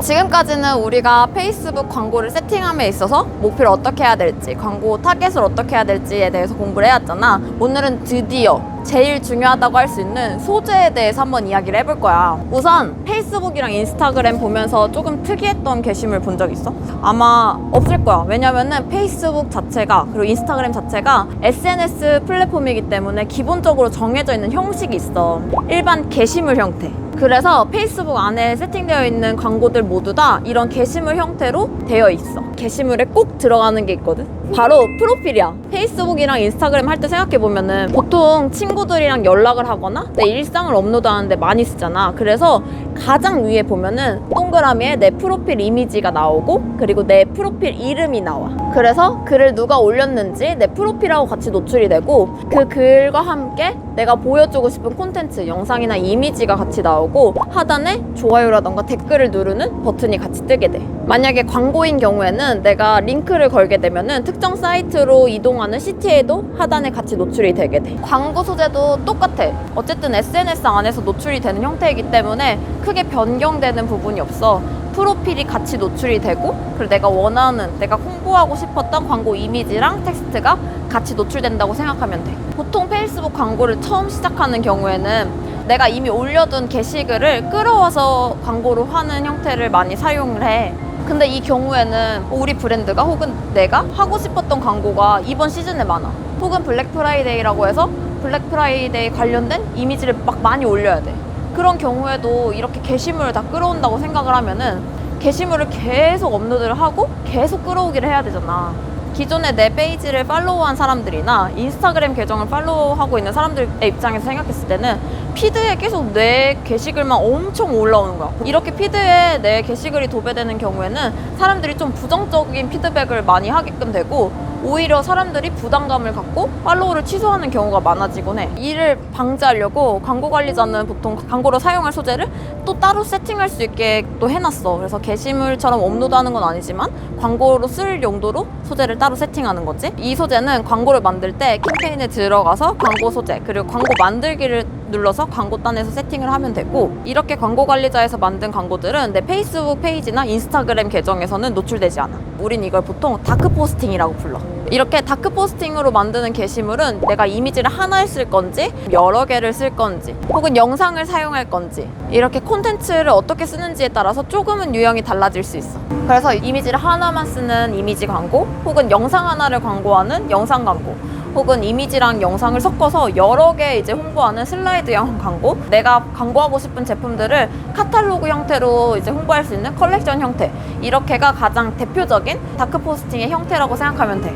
아마 여기서 이미지랑 영상 광고는 많이 들어봤을 텐데 컬렉션 광고가 조금은 헷갈릴 거야. 컬렉션 광고는 보통 메인 이미지 아래에 여러 제품들 이미지가 작게 노출되는 형태를 말해. 제품을 모아서 광고하는 형태가 카탈로그 형태인 거고 대표적인 컬렉션이 있는 거지. 카탈로그 형태 같은 경우에는 내가 페이스북에 제품을 먼저 등록을 해야 돼. 이때 제품의 이미지를 내가 직접 선택할 수도 있고 혹은 광고하고 싶은 제품을 선택해서 세팅할 수도 있어. 그리고 이 컬렉션 광고가 딱 노출됐을 때 이 광고를 누르게 되면은 작은 팝업 창이 떠. 이거를 인스턴트 경험이라고 말을 하는데 이 인스턴트 경험을 통해서 제품을 보다 자세하게 이렇게 설명할 수도 있는 거지. 그래서 보통 컬렉션 광고 같은 경우에는 단순 제품 이미지를 쓰기보다는 모델 이미지라던가 조금 내가 컬렉션 용도로 편집을 한 이미지를 많이 사용하곤 해. 이렇게 페이스북 광고를 할 때는 게시물 형태도 되게 다양하고 노출될 수 있는 위치들이 좀 세분화되어 있기 때문에 내가 어디에 노출할 건지 그리고 어떤 콘텐츠를 쓸 건지에 따라서 이 형식을 좀 다양화해가지고 여러 가지 소재를 사용해보는 거를 난 추천해. 그래서 예를 들면은 릴스나 스토리에 광고를 하고 싶으면은 가로형이나 정방형 이미지보다는 세로형 이미지를 써야 되는 것처럼 혹은 세로형 영상을 써야 되는 것처럼 노출 위치에 맞춰서 좀 다양한 콘텐츠를 써보는 걸 추천해. 그래서 오늘은 광고 소재에 대해서 조금 얘기를 해봤는데 오늘 이야기한 내용도 여러분들의 비즈니스에 큰 도움이 되었길 바래. 혹시 하다가 모르거나 조금 더 궁금한 내용이 있으면은 꼭 댓글 답변해 줄 테니까 댓글 꼭 달아주고 좋아요랑 구독도 부탁해. 그럼 이제 함께 세팅하면서 더 자세히 알아보러 가보자. 고고! 고고! 이 화면 보면은 왼쪽에 캠페인, 광고 세트를 우리가 만들어 놨는데 광고 만들기가 자동으로 챙겨져 있을 거고 혹은 광고를 추가로 만들자고 생각을 하면은 광고 세트에서 점 3개를 눌러서 광고 만들기를 눌러주면 돼. 광고 이름이 지어져 있어. 근데 이거는 내가 새로 만들어도 되고 소재가 너무 많을 경우 캠페인 라인도 여러 개일 경우에는 소재를 조금 더 효율 분석에 용이하도록 템플릿을 지정해 놓게 돼. 캠페인 이름은 이거고 광고 세트 이름은 이거고 이름은 이거야 라고 미리 템플릿을 만들어 놓으면은 이 소재들 이름이 생길 때 자동으로 그 템플릿에 맞춰서 생기게 돼. 우선은 소재 이름을 만들 건데 광고 역시 페이스북 페이지가 필요하다고 했잖아. 프로필에 노출될 페이지를 이렇게 선택을 해주면은 페이지랑 연결되어 있는 인스타그램이 자동으로 뜨긴 하는데 페이스북이 인스타그램 계정이랑 연결이 되어 있지 않다. 선택한 페이지 사용 혹은 계정 연결 버튼이 이렇게 생겨. 인스타그램 계정을 여기서 연결하려면 계정 연결을 해주면 되고 혹은 그냥 선택한 페이지 사용으로 하면은 이 광고가 인스타그램에 노출될 때 페이스북 페이지랑 똑같은 이름으로 노출된다고 생각하면 돼. 여기 보면은 광고 만들기가 있고 광고 게시물 사용이 있어. 페이스북 페이지에 이미 올라간 게시글을 광고로 사용하는 거는 기존 게시물 사용을 눌러주면 되고 광고를 다크 포스팅, 페이스북에는 게시되지 않지만 광고용으로 쓸 경우에는 광고 만들기를 눌러주면 돼. 크리에이티브 허브 모의 광고 사용이라고 하는 거는 페이스북에서 크리에이티브를 가상으로 만들어보는 공간이 있어. 그 공간에서 만들어둔 광고를 끌어오는 거라고 생각하면 돼. 보통은 광고 만들기나 기존 게시물 사용을 많이 활용하는 편이야. 기존 게시물 사용 같은 경우에는 게시물 선택을 누르면은 내가 지금 선택한 페이스북 페이지 그리고 인스타그램에 올라왔던 게시물 이렇게 떠. 홍보하고자 하는 게시물을 선택하면 되는데 내가 선택한 목표에 따라서 선택이 안 되는 게시물들도 있어. 예를 들면은 게시물 참여 목표로 했을 때는 슬라이드형 형태는 여기가 빨간색으로 금지 표시가 되면서 그리고 회색으로 음영 처리가 돼서 선택할 수 없다고 나와. 그런 경우에는 따로 광고 소재를 만들어 주거나 목표를 바꿔주면 돼. 지금은 내가 게시물 올려둔 거를 선택해가지고 이렇게 눌러주면 되고 내가 선택한 지면에 올린 게시물이 어떻게 노출됐는지를 미리 확인할 수 있어. 지금 보면은 사이즈가 작다고 나오는 것 같아. 그래서 그런 부분은 사이즈 키워서 게시물을 변경해주면 돼. 혹시나 이 게시물을 그대로 두면서 노출 위치에 따라서 조금 변경하고 싶다. 예를 들면은 나는 지금 정방형 사이즈의 이미지 게시글을 끌고 왔는데 스토리는 세로형으로 길잖아. 그럴 경우에는 이미지 변경을 눌러서 내가 원하는 사이즈로 변경을 해줘도 돼. 변경할 이미지들이 나오고 혹은 자르기를 눌러서 이렇게 세로 방향으로 자르거나 정사각형으로 자를 수도 있어. 동의하고 게시를 누르면은 이 게시글이 홍보가 되게끔 광고로 세팅이 되는 거야. 두 번째로 광고 만들기를 눌러서 해주면 되는데 단일 이미지, 슬라이드, 컬렉션 이렇게 3가지 종류를 만들 수가 있고 원하는 걸 선택하고 그 구성에 맞춰서 이미지를 넣어주던가 컬렉션 템플릿을 넣어주면 돼. 단일 이미지 세팅하는 걸 한번 보여줄게. 단일 이미지 또는 동영상을 누르면은 미디어를 추가하라고 나와. 이미지를 추가할 건지 영상을 추가할 건지 선택을 해주면 되고 내가 한번 올렸던 사진들이 이렇게 뜨거든. 빨간색으로 금지 표시가 되어 있는 거는 사이즈가 작다라는 뜻이니까 다른 이미지를 써주면 돼. 만약에 이 이미지를 쓴다면은 이 사이즈의 소재가 노출 위치에 따라서 어떻게 베리가 되는지가 나오고 이 노출 위치에 맞춰서 조금 자르고 싶다 하면은 이렇게 사이즈를 조정해주면 돼. 혹은 혹은 이 사이즈용으로 아예 다른 이미지를 쓰고 싶다. 변경을 눌러서 다른 이미지를 선택해주면 돼. 완료를 누르면은 이렇게 이미지가 세팅이 됐고 여기다가 내가 이 이미지랑 같이 노출할 문안을 써주면 돼. 제목 같은 경우에는 인스타그램에는 노출이 안 되는데 페이스북에는 제목을 안 쓰면은 페이스북 페이지 이름이 그대로 노출이 돼. 그래서 이 부분을 바꾸고 싶다면은 광고 제목을 써주면 됩니다. 웹사이트 URL, 브랜드 인지도뿐만 아니라 트래픽으로 목표를 하는 경우에는 광고를 클릭했을 때 사람들이 어디로 갈지 웹사이트 URL을 같이 넣어주면 돼. 더 알아보기라고 쓰여있는 이 콜 투 액션 버튼도 다른 걸로 바꿀 수가 있어. 전환 목표의 캠페인이다 하면은 여기에 픽셀을 설치해놓고 픽셀을 불러오는 것도 굉장히 중요해. 웹사이트 이벤트를 클릭하고 픽셀을 선택을 하면은 이 광고를 통해서 어떤 반응이 일어났을 때 광고의 효과로 측정할 수 있게 추적을 해주는 기능이야. 단일 이미지를 한 것처럼 내가 원하는 광고 형태를 클릭한 다음에 광고 소재를 넣어주고 문안을 넣어주고 동의하고 게시를 눌러주면은 광고 세팅이 완료가 되는 거야. 여기서 하나 팁을 주자면은 가끔 광고 아이디를 알려달라고 할 때가 있어. 광고 옆에 있는 오른쪽 점 3개를 누르면은 맨 마지막에 아이디가 있거든. 이 광고 게시물 아이디라고 생각하면 돼. 우리 실습 한번 해봤는데 도움이 되었길 바라고 그럼 다음에 보자.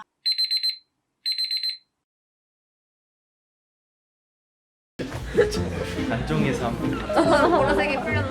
아 지난주에 너무 행복했는데 지난주에 행복했는데 가시죠. 나 밤새는 거 잘해.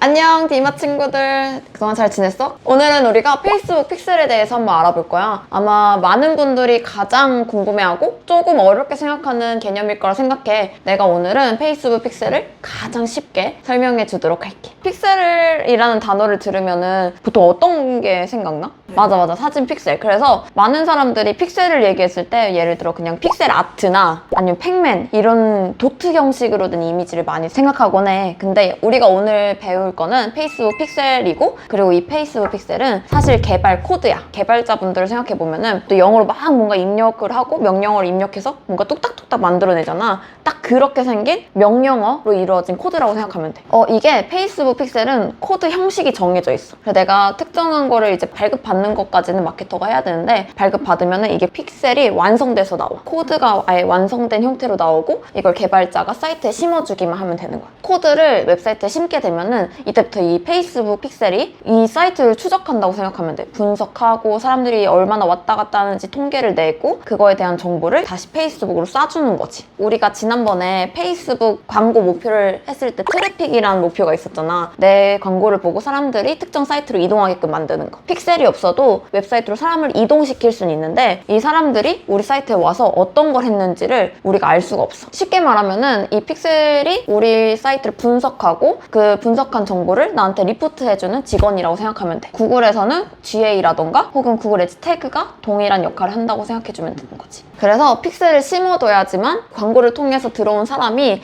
우리 사이트에서 어떤 행동을 했는지 또 어떤 걸 클릭했는지 등을 분석할 수 있어. 혹은 내가 목표로 한 전환 액션을 했는지도 확인할 수가 있어. 그래서 내가 광고를 할 때 특정한 목표를 가지고 전환 캠페인을 진행한다던가 내 사이트에 들어왔던 사람들을 다시 리타겟팅하고 싶을 때는 무조건 이 픽셀을 심어두어야 돼. 종합적으로 다시 설명해 보자면은 페이스북 픽셀은 코드 형식으로 이루어진 내 사이트를 분석해주는 직원이고, 픽셀을 심어두게 되면은 내 사이트에 들어왔던 사람들이 어떤 행동을 하는지 페이스북이 그때부터 분석을 하고 통계를 낼 수가 있게 되고, 그리고 더 나아가서 어떤 사람들이 장바구니까지 들어갔는지, 제품을 확인했는지 혹은 제품을 구매했는지까지 내가 이벤트를 설정해서 확인할 수가 있어. 지금 설명했던 이벤트가 내 사이트에서 발생하는 특별한 액션이라고 생각하면 돼. 그래서 유저가 장바구니에 물건을 담는다던가 혹은 회원가입을 한다던가 혹은 구매를 하는 모든 것들이 액션이라고 불려지는 거야. 우선은 픽셀을 사이트에 심게 되면은 이제 페이스북 픽셀이 우리 사이트를 분석하기 시작할 건데, 픽셀은 단순히 그냥 신입사원이라고 생각하면 돼. 이 사이트에서 어떤 게 우리한테 중요한 액션인지 아무것도 모른단 말이야.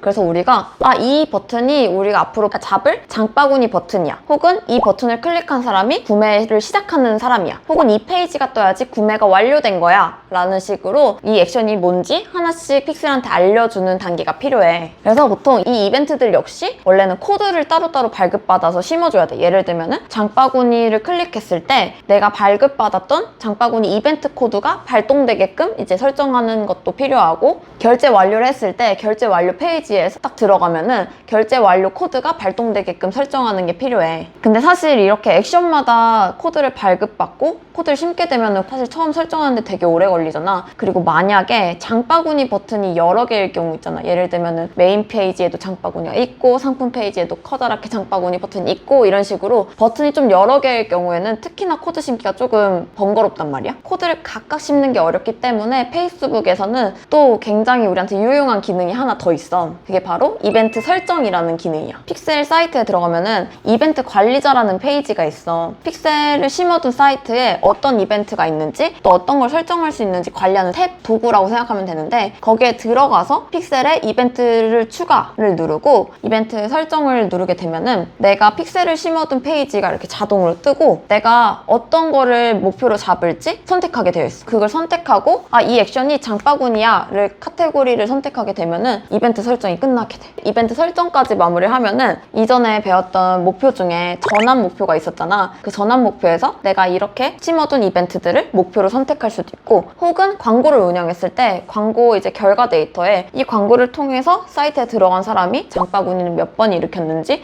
회원가입은 몇 명이나 했는지 등등을 확인할 수가 있게 돼.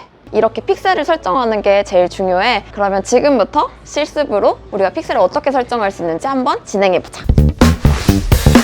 그럼 지금부터 픽셀 설정을 알아볼 건데, 우선 픽셀은 비즈니스가 필요해. 그래서 비즈니스 설정에 들어가서 보통은 이렇게 사용자에 가 있는데, 이거를 데이터 소스 그리고 소스 내에 있는 픽셀을 눌러주면 돼. 그러면은 내가 가지고 있는 픽셀 코드가 쫙 뜨게 되고, 만약에 새로 시작하는 경우에는 픽셀 추가를 눌러서 이제 픽셀을 이름을 정하고 웹사이트를 입력해서 진행을 해주면 돼. 근데 이건 선택사항이라서 굳이 웹사이트를 여기에 넣을 필요는 없고, 여기서 계속을 눌러주게 되면은 아까 우디가 말했던 코드를 이제 페이스북이 만들어서 줄 거야. 그래서 이거를 나중에 심을지 혹은 지금 심을지 선택해서 눌러주면 되고, 나는 지금 심는 걸로 해볼게. 지금 픽셀 설정을 눌러주면은 파트너를 이용해서 심을지, 웹사이트에 코드를 직접 넣을지, 혹은 개발자한테 이 코드를 안내 이메일로 넣을지가 선택하게 되어 있어. 사실 세 개 다 동일하고, 개발자가 따로 있다면은 안내 코드를 이메일로 쏴주는 거를 진행하는 걸 추천해. 근데 그런 경우가 아니라면은 웹사이트에 픽셀 코드를 직접 추가를 누른 다음에 코드를 심어주면 되고, 여기까지 누르면은 이런 식으로 기본 코드가 나와. 아까 우디가 궁금했던 코드가 이런 식으로 정형화해서 나오고, 우리는 이거를 그냥 복사해서 사이트 개발 단계에다가 심어주기만 하면 돼. 만약에 개발자가 있다면은 이거를 똑같이 복사해서 전달하면 되는 거고, 이렇게 한 다음에 계속을 눌러서 심어주게 되면은 어떻게 되냐면은,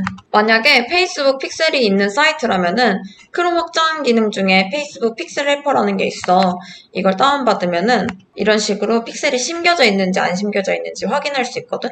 지금 이 사이트는 심겨져 있지 않은 상황인 거고, 만약에 픽셀이 심겨져 있는 사이트라면은 여기에 픽셀이 이렇게 심겨져 있고 트래킹이 되고 있다고 확인할 수 있어. 그래서 만약에 개발자한테 코드를 보내고 심겼는지 확인하려면은 이 픽셀 헬퍼를 다운받아서 설치를 한 다음에 사이트에 제대로 심겼는지를 확인해주면 돼. 픽셀 코드가 모든 페이지들에 심겨져 있어야지 작동이 되니까 그 점 참고해가지고 확인해주면 돼. 픽셀이 설치가 됐을 때 데이터 소스에 들어가면은 이런 식으로 내 사이트에 대한 이 픽셀이 분석한 정보들이 나와. 지금 이 사이트는 사실 내가 테스트로 만들어 둔 거라서 데이터가 없긴 한데, 일반적으로 사용하는 픽셀에 들어가 보면은 이런 식으로 이 픽셀이 조사한 데이터들이 나오는 거지. 방문자는 몇 명 정도였고, 그 중에서 뭐 요청 제출했다거나 혹은 구매를 했던 사람들이 몇 명 정도 되는지를 분석한다고 생각하면 돼. 그리고 아까 말했듯이 이런 이벤트들을 내가 직접 설정을 해줘야 되잖아. 그래서 이거는 이벤트를 만들어주면 돼. 똑같이 픽셀을 누른 다음에 여기에 보면 이벤트 추가 버튼이 있어. 여기를 눌러서 픽셀에서 추가를 눌러주면 돼. 그러면은 이제 이벤트 설정 도구를 이용해서 이벤트를 추가한다는 안내문이 나오고, 이벤트 설정 도구를 열어서 사이트를 입력해주면 되는데, 내가 원하는 지금 픽셀을 심어둔 사이트를 입력하고 웹사이트 열기를 누르면은 이런 식으로 왼쪽에 이벤트 설정 도구가 떠. 그리고 이벤트 설정 도구에서 내가 이 사이트에 심어둔 이벤트들을 확인할 수도 있고, 또 새로운 버튼을 추적한다던가 새로운 URL을 추적해가지고 이거를 내가 설정할 수도 있어. 그래서 내가 만약에 이 버튼 추적을 누르게 되면은 우리 사이트에 있는 이런 버튼들이 클릭할 수 있게 활성화가 돼. 그리고 내가 그걸 클릭을 하게 되면은 이런 식으로 이벤트 설정 도구에서 특정 버튼을 클릭하라고 나오고, 클릭을 하게 되면은 이벤트를 어떤 이벤트인지 설정하게 되고, 내가 만약에 지금 컴퍼니 버튼을 눌러가지고 했다면은 이거는 사실 뭔가 특정한 구매는 아니니까 이거를 콘텐츠 조회로 선택을 하면 돼. 그러면은 컴퍼니를 누른 사람들, 회사 소개를 누른 사람들은 앞으로 콘텐츠 조회 액션을 한 사람으로 분류가 되고, 여기서 이 액션에 대해서 값을 부여할지 안 부여할지 선택하면 되는데, 우리는 포함하지 않음으로 해가지고 선택을 해서 확인을 해주면 돼. 그러면은 이런 식으로 콘텐츠 조회 이벤트가 잡힌 걸 확인할 수 있어. 마찬가지로 URL 추적하는 것도 똑같아. URL 추적을 누른 다음에 내가 URL에 들어간 사람이 어떤 액션을 한 사람인지 선택을 하고, 구매라고 치면은 구매 URL에 예를 들어 오더 엔드나 특정한 이제 URL이 들어갈 경우에는 URL에 다음이 포함됨, 그 다음에 오더 엔드, 이런 식으로 URL에 들어가는 주소를 넣어주면은 이제부터 그 사이트는 오더 엔드가 들어가게끔 끝나는 사이트, 혹은 URL에 오더 엔드가 들어간다면은 모두 다 구매 완료로 찍히게 되는 거지. 이런 식으로 하게 되면은 페이스북 픽셀부터 이벤트 코드까지 설정을 하게 되고, 이벤트를 한번 만들어두면은 사람들이 광고를 통해서 어떤 액션을 발생시켰는지, 혹은 내 사이트에 들어온 사람들이 얼마나 많은 액션을 하고 있는지 사이트 분석까지 가능하니까, 전환 캠페인을 준비 중이라면은, 혹은 퍼포먼스 캠페인을 준비 중이라면은 꼭 한번 설치해서 진행해보는 걸 추천해. 그러면은 페이스북 픽셀에 대해서 오늘 알아봤는데, 혹시 오늘 배웠던 페이스북 픽셀 관련해서 더 궁금한 부분이 있다면 언제든지 댓글로 남겨줘. 그러면은 다음 시간에 보자. 좋아요랑 구독 버튼도 부탁해. 안녕!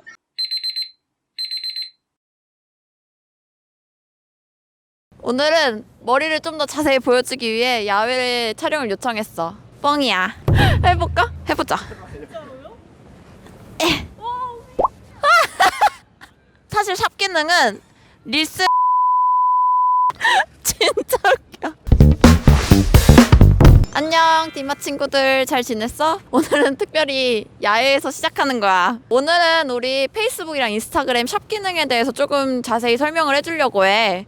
지금부터 한번 알아보자. 사실 샵 기능은 릴스랑 같이 비교적 최근에 생긴 기능이야. 라이브 커머스라던가 요즘에 네이버 자체에서 쇼핑이 엄청 화제가 되고 있잖아. 그래서 이거를 페이스북이랑 인스타그램 생각했을 때 우리도 샵을 하나 내재화를 해야겠다. 그래서 사람들 트래픽을 몰아야겠다라고 생각을 한 거야. 옛날에도 제품을 판매하는 형식의 카탈로그는 있었지만 이번에 새로 업데이트를 하면서 릴스 탭 옆에 샵 탭을 만들어서 사람들이 등록된 샵들을 훑어볼 수 있게 탭을 하나 추가해 둔 거라고 생각하면 돼. 이런 쇼핑 기능을 통해서 우리 브랜드나 제품의 스토리를 강조할 수 있고, 그렇기 때문에 사람들한테서 우리 브랜드를 알리기도 쉽고 구매를 일으키기도 더 쉬워졌고, 구매 전환 역시 이걸 통해서 목표를 할 수가 있는 거지. 그래서 이런 인스타그램 쇼핑 광고랑 일반 쇼핑 광고의 조금 차이점은 콘텐츠를 중점적으로 쓸 수 있다는 거야. 단순히 내 제품 사진을 그냥 노출하는 게 아니라 내가 실시간 방송이라던가 혹은 실시간 스토리 등을 통해서 내가 원하는 콘텐츠에 제품을 태그해서 홍보할 수도 있고, 또 내가 그냥 단순히 포스트를 할 때도 제품 이미지를 포스트하는 게 아니라 모델 컷이라던가 실사용 후기를 올리면서 제품을 태그할 수도 있는 거지. 인스타그램 샵은 페이스북이랑 인스타그램에 내가 홍보할 수 있는 제품들을 모아둔 곳이라고 했잖아. 그래서 내가 그 SNS 안에 내 제품을 판매할 수 있는 온라인 몰을 만들어놨다고 생각하면 돼. 쉽게 말하면 인스타그램용 매장인 거지. 그래서 인스타그램이랑 페이스북 샵이 어떻게 생겼는지 한번 봐본 사람 있어? 하단에 보면은 릴스를 보는 탭이 있고 그 옆에 장바구니 같은 아이콘이 있어. 그게 바로 샵 탭이야. 여기를 눌러보면은 인스타그램에 등록된 온라인 매장들이 전부 다 뜬다고 생각하면 되고, 거기에 있는 제품이나 콘텐츠를 선택했을 때 그 제품에 대한 자세한 사진들하고 여러 가지 이미지들을 하고 같이 웹사이트로 가는 CTA 버튼이 뜨게 돼. 그래서 요즘은 많은 브랜드들이 페이스북, 인스타그램에 샵을 조금 등록해두는 추세야. 그 제품을 등록한 다음에 내 콘텐츠에 제품을 태그해가지고 홍보를 하는 형식으로 진행을 하고 있어. 이 경우에는 제품이 태그된 게시글을 따로 홍보하지 않아도 게시글을 보는 사람들한테 내 제품을 알릴 수 있으니까 이게 자동적으로 광고 효과도 있겠지? 그러면 우리도 이런 트렌드에 뒤처질 수 없잖아. 바로 샵을 설정해 본다고 생각하고 안내를 한번 해줄게. 페이스북, 인스타그램에서 샵을 등록하려면은 일단 세 가지가 필요해. 첫 번째로 비즈니스 계정, 두 번째로는 페이스북에서는 무엇을 하든지 페이스북 페이지가 필요해. 대표 대문이라고 하면 되고 내 프로필이라고도 할 수 있지. 마지막으로 제품 카탈로그가 필요해. 내가 온라인 매장을 그냥 단순히 사무실만 임대해서 하는 게 아니라 안에 매장에 제품도 채워놓고 꾸미기도 해야 되잖아. 그 채워놓는 제품이 바로 카탈로그라고 생각해주면 돼. 페이스북에 샵을 등록하는 건 사실 되게 쉬워. 페이스북에 샵을 등록하려면은 일단은 페이스북에 비즈니스 계정으로 로그인을 하고 상거래 관리자로 이동을 하게 되면은 샵 만들기라는 버튼이 있고, 기본적으로 내가 로그인하고 혹은 사용하기로 했던 비즈니스 페이지랑 그리고 기본적인 비즈니스에 대한 정보들, 예를 들면 배송은 어떻게 할 건지, 주소지는 어디인지 등등 사업자에 대한 정보를 기본적으로 적게 되어 있어. 여기까지 하면은 내가 페이스북에 이런 매장을 낼 거라고 얘기를 한 거라고 생각하면 돼. 그럼 이제 우리가 매장을 만들었으니까 안에 제품을 넣어야 되잖아. 그 다음에는 여기에서 홍보할 제품을 선택해주면 되는데, 그게 바로 우리가 미리 만들어둔 카탈로그인 거지. 근데 만약에 카탈로그가 없는 경우도 있을 거 아니야. 샵부터 만들고 카탈로그를 만드는 경우에는 당황하지 말고 상거래 관리자에서 샵을 만든 다음에 제일 밑에 새로운 카탈로그 만들기가 있어. 그걸 선택해서 진행을 해주면 돼. 카탈로그에 대해서 조금 더 설명을 해보자면은, 카탈로그는 내가 판매할 제품들을 리스트화 해가지고 피드 형식으로 등록해둔 브로슈어 혹은 전단지라고 생각하면 되는 거지. 만약에 웹사이트 호스팅사가 있다면은 파트너 연동을 통해서 호스팅사에서 직접적으로 끌어올 수도 있고, 데이터 피드를 이용해서 입력할 수도 있고, 혹은 제품 하나씩 내가 등록할 수도 있어. 세 개 다 모두 추천하는 방법이긴 한데 내가 가장 추천하는 방법은 수동으로 업로드하는 방법이긴 해. 왜냐면은 자동으로 끌고 왔을 때는 내가 원하는 이미지가 아닌 경우도 있거든. 내가 특정 이미지를 원할 때는 수동으로 입력해주는 게 훨씬 더 좋아. 그래서 여기까지 등록하게 되면은 샵 등록은 모두 끝났어. 그 다음에는 페이스북에서 우리가 이제 제품을 판매해도 되는지 한번 검토를 쭉 들어가게 되고, 별다른 큰 이슈가 없다면은 승인되고 광고를 진행하면 돼. 혹은 샵을 운영하기 시작하면 돼. 어때? 지금까지 우리가 샵 기능에 대해서 알아봤는데, 이번에는 실제로 샵을 등록하러 한번 들어가 보자. 그럼 끄고! 샵에 대해서 설명을 해주면은, 인스타그램에 들어오게 되면 처음에 피드가 뜨잖아. 그리고 옆에 있는 이 돋보기가 탐색 탭인데 가운데 릴스 탭을 지나서 나오는 이 샵 탭을 눌러주면 돼. 샵 탭에 들어가면은 내가 최근에 관심 있게 봤던 콘텐츠들이랑 관련된 제품들이 딱 뜨게 되고, 내가 이렇게 보다가 이거 좀 괜찮다 싶은 걸 누르게 되면은 이미지랑 가격 그리고 웹사이트 가기 버튼이 같이 나오게 돼. 구경을 하다가 특정 샵 제품이 마음에 들어서 이걸 저장하게 되두면은 나중에 저장한 위시리스트에서 따로 볼 수가 있고, 여기서 샵들을 아예 모아서 볼 수도 있고, 혹은 이 리스트 자체를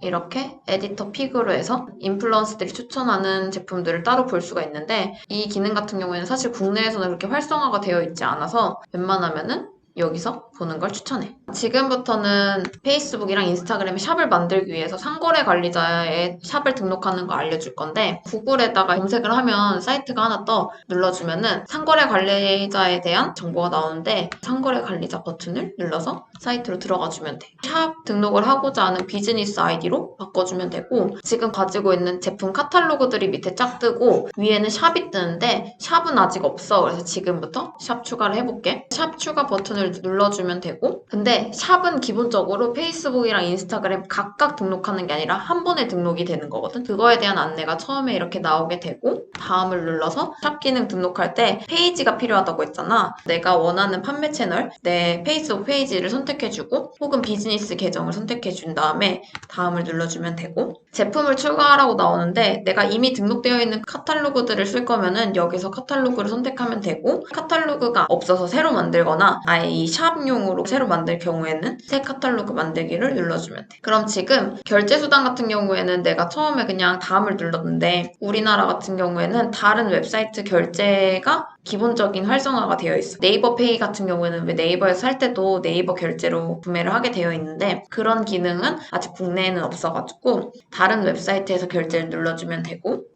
판매 채널 선택하고 제품을 선택하면 되는 거지. 새 카탈로그 만들기에다가 제목은 새 카탈로그로 그냥 입력을 해볼게. 이제 이 샵에서 판매하는 제품들이 어느 국가로 배송되는지를 입력해주면 돼. 우리는 대한민국이니까 대한민국을 선택해주면 돼. 내가 샵을 어떻게 설정을 했는지 간단한 정보가 나오고, 검토를 위해 샵을 제출하면 판매자 계약에 동의하게 됩니다 라는 이 동의 버튼을 누른 다음에 설정을 완료해주면 돼. 쇼핑을 위한 계정을 검토하고 있다고 뜨고 샵을 게시하게 되면은 인스타그램 샵 탭에 우리 샵이 뜨게 되는 거지. 지금은 나중에 하기를 눌러볼게. 아까 인스타그램 샵 자체가 어쨌든 간에 온라인 매장이라고 했잖아. 그래서 온라인 매장에서 판매할 제품을 추가할 수도 있고 그리고 공지도 띄울 수가 있어. 공지에는 대표적으로 우리 브랜드가 어떤 브랜드인지도 설명할 수도 있고 우선은 카탈로그가 없는 상태에서 시작을 했으니까 제품을 추가하거나 카탈로그를 추가하는 거를 먼저 해볼게. 제품 추가를 눌러보면은 제품 피드 연동이 나와. 근데 왼쪽에 보면은 카탈로그라고 되어 있는 거 보이지? 결국에는 우리가 카탈로그 등록이 아니라 제품 등록을 하더라도 이렇게 등록한 제품들이 카탈로그에 들어간다고 생각해주면 돼. 수동 같은 경우에는 이미지를 넣고 설명을 넣고 제품 이름을 넣고 가격을 넣고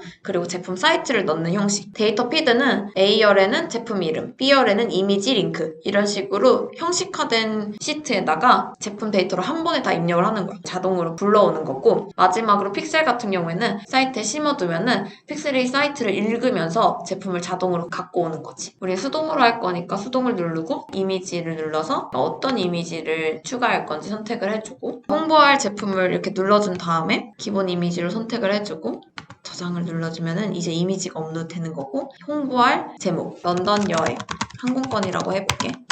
웹사이트 링크는 우리 사이트 주소를 넣어주면 돼. 주의할 점은 이 사이트는 대표 사이트가 아니라 이 상품을 눌렀을 때 가는 사이트라고 생각하고 상품 사이트를 입력해주면 돼. 가격은 런던 항공권 200만원? 만약에 할인 중이라면은 할인 가격을 클릭하고 입력을 해주면은 할인 중이라는 문구랑 같이 이게 노출이 돼. 카테고리는 내가 홍보하려고 하는 제품 카테고리로 선택을 해주면 돼. 상태는 새 제품으로 해주면 되고 상태 활성, 재고 있음. 브랜드는 선택사항인데 내가 자사몰에서 판매를 하지만 브랜드가 따로 있는 제품들 같은 경우에는 브랜드 넣어주면 돼. 제품 업로드를 해주면은 제품이 등록이 된 거고 검수가 한번 진행이 될 거야. 샵 검토까지 다 끝난 경우에는 샵을 게시하기를 눌러줘서 샵을 홍보하기 시작하면 돼. 인스타그램, 페이스북 샵에 대해서 알아보았는데 궁금하거나 막히는 부분이 있다면 언제든 댓글로 알려줘. 그러면 다음 시간에 보자. 안녕!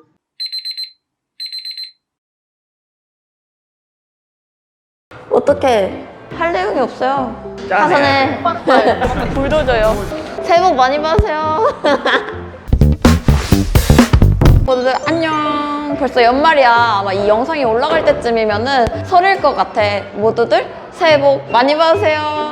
우리가 그동안은 이제 광고에 대한 주제들을 잡고 각 소 주제들에 대해서 공부해봤는데 오늘은 이 주제들을 전부 다 아우를 수 있는 비즈니스 관리자라는 거에 대해서 조금 더 이야기를 해보려고 해. 페이스북 광고 세팅할 때 세팅할 수 있는 방법이 3가지가 있었어. 페이스북 페이지나 인스타그램 계정으로 직접 세팅할 수도 있고 광고 관리자를 이용할 수도 있었어. 그래서 하나의 브랜드를 이제 운영하고 있는 경우 페이스북 페이지에서 직접 광고를 하거나 인스타그램 계정에서 이제 광고를 하는 거가 되게 수월했는데 만약에 브랜드 라인이 많거나 내가 관리해야 되는 광고들이 많다면은 페이스북 페이지, 인스타그램 계정을 하나하나 들어갈 때는 조금 복잡할 수도 있어. 이런 경우에는 페이스북 비즈니스 관리자를 이용해보는 걸 추천해. 비즈니스 관리자가 뭐냐면은 내가 가지고 있는 페이스북 페이지 자산들을 한꺼번에 등록하고 한꺼번에 관리하는 플랫폼이라고 생각하면 돼. 이 비즈니스 관리자를 이용하면은 페이스북 페이지나 인스타그램 계정 혹은 픽셀 혹은 내가 페이스북에 앱을 등록해놨다면은 그 앱까지 내가 등록한 모든 자산들을 한꺼번에 관리할 수가 있고 또 만약에 자산이 없는 경우에도 이 비즈니스 관리자에서 새로 세팅해서 추가할 수도 있어.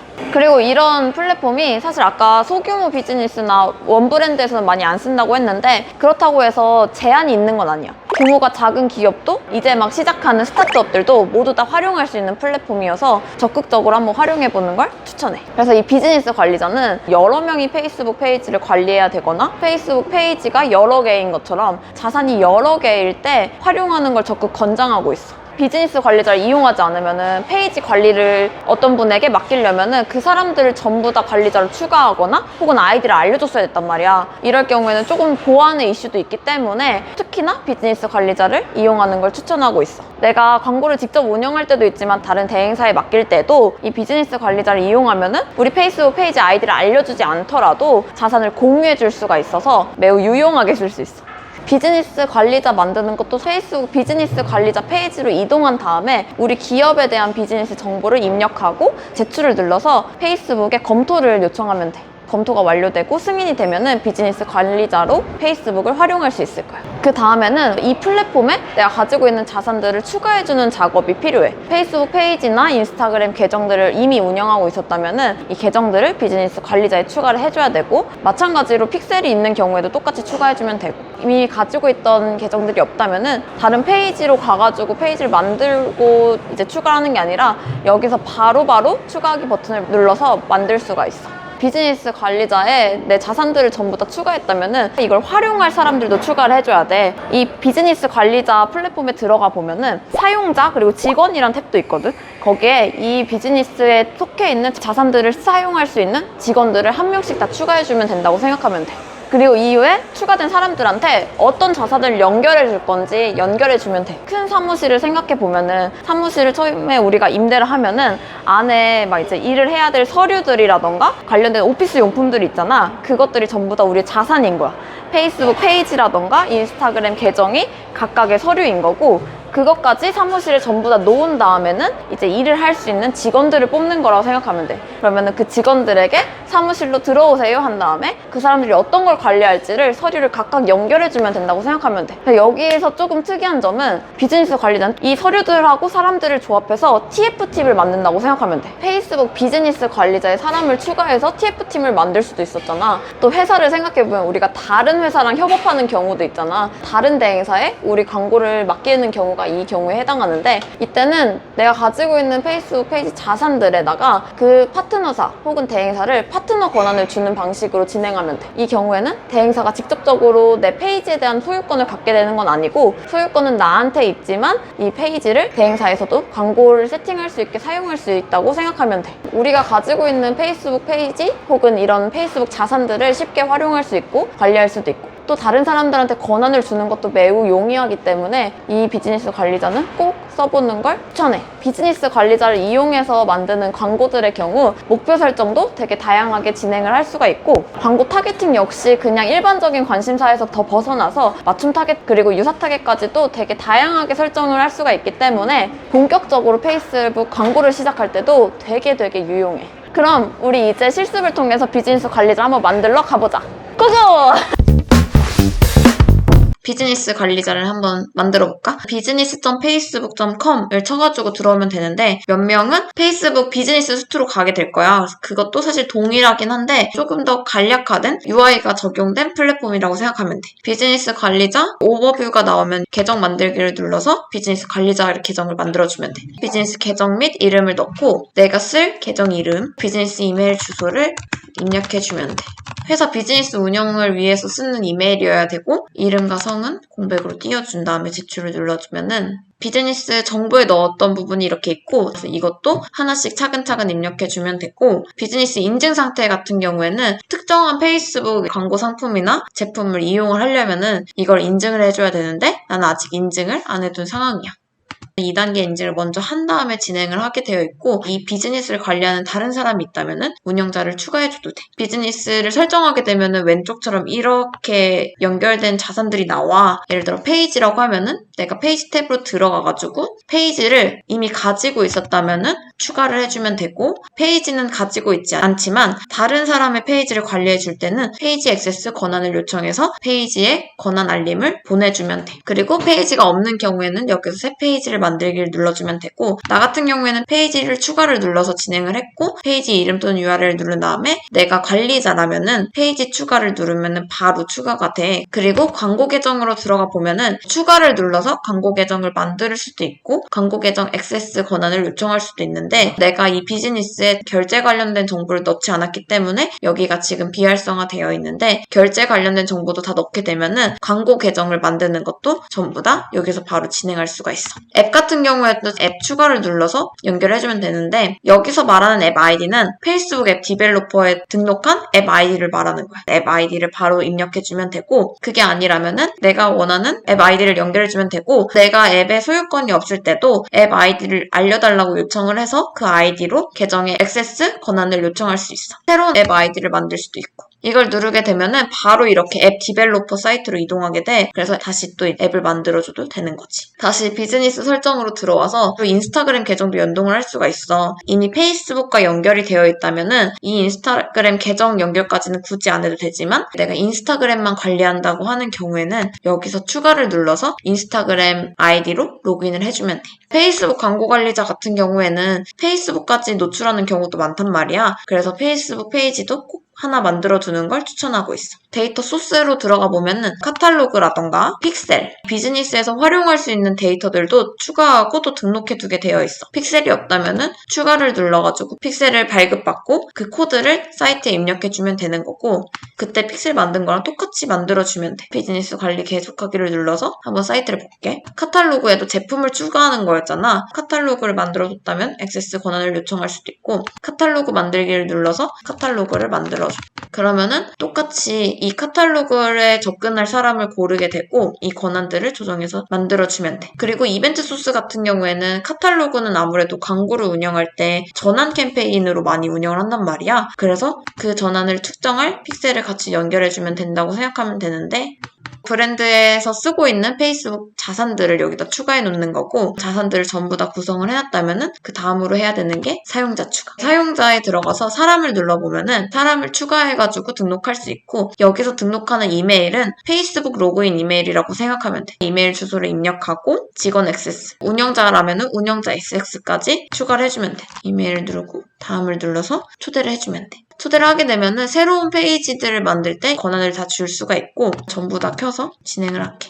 초대하기를 눌러주면은 비즈니스 초대 메일이 갈 거야. 그 메일을 보고 승인을 눌러서 로그인을 하게 되면은 비즈니스에 접속이 되는 거지. 마찬가지로 그 사람이 나갈 수도 있잖아, 나중에. 그럼 그 사람을 여기서 삭제해주면 되는 거야. 파트너 같은 경우에는 대행사를 비롯한 다른 회사들인데 다른 회사에서 내 자산을 가지고 광고를 운영한다거나 내 페이지를 관리해줄 때는 여기다가 파트너로 추가를 해주면 돼. 이 파트너랑 어떤 자산들이 공유가 되고 있는지가 여기에 표시돼. 지금은 도메인 인증이 공유가 된 거야. 자산에다가 각각 사람을 또 추가해줘야 돼. 지금은 페이스북 페이지나 광고 계정이 다 한 개씩밖에 없지만 점차 더 많아지면은 특정 페이지만 관리하는 사람들도 추가를 할 수가 있어. 페이지를 누른 다음에 여기 있는 사람 추가 버튼에서 단어를 누르고 콘텐츠 게시나 페이지 관리를 눌러주면은 이 페이지 관리 권한이 생기는 거지. 다른 회사랑 공유를 할 때도 파트너에서 추가를 해주면 돼.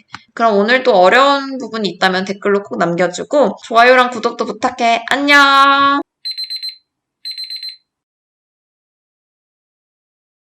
어디서 하면 되나요? 저 앉아서 아무 시작해요. 때나 마음에 드는 데. 저기. 왜? 나 이걸로 할래.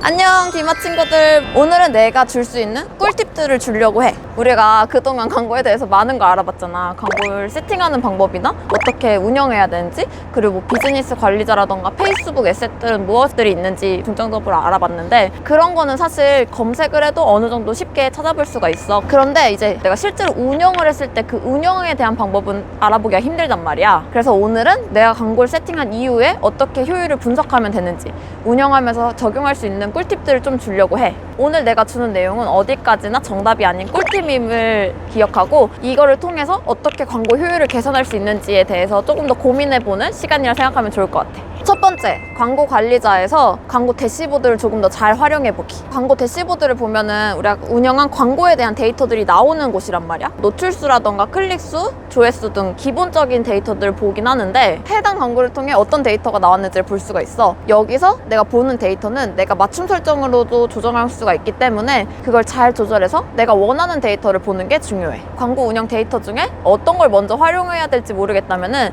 CTR, CPC를 보는 거에서 더 나아가서 CPM 지표를 한번 같이 보는 걸 추천해. 페이스북 자체가 노출 기준으로 과금이 되는 경우가 많아가지고 이 CPM을 보면은 내 광고가 페이스북 입찰 경쟁에서 어떻게 결과가 나왔는지를 대략적으로 확인할 수가 있어. 경쟁 우위에서 밀릴수록 내 광고의 CPM이 더 높아지기도 하고 내 광고를 본 타겟들이 제대로 반응을 하지 않았을 경우에도 CPM이 높아지거나 혹은 노출수가 떨어지기도 해.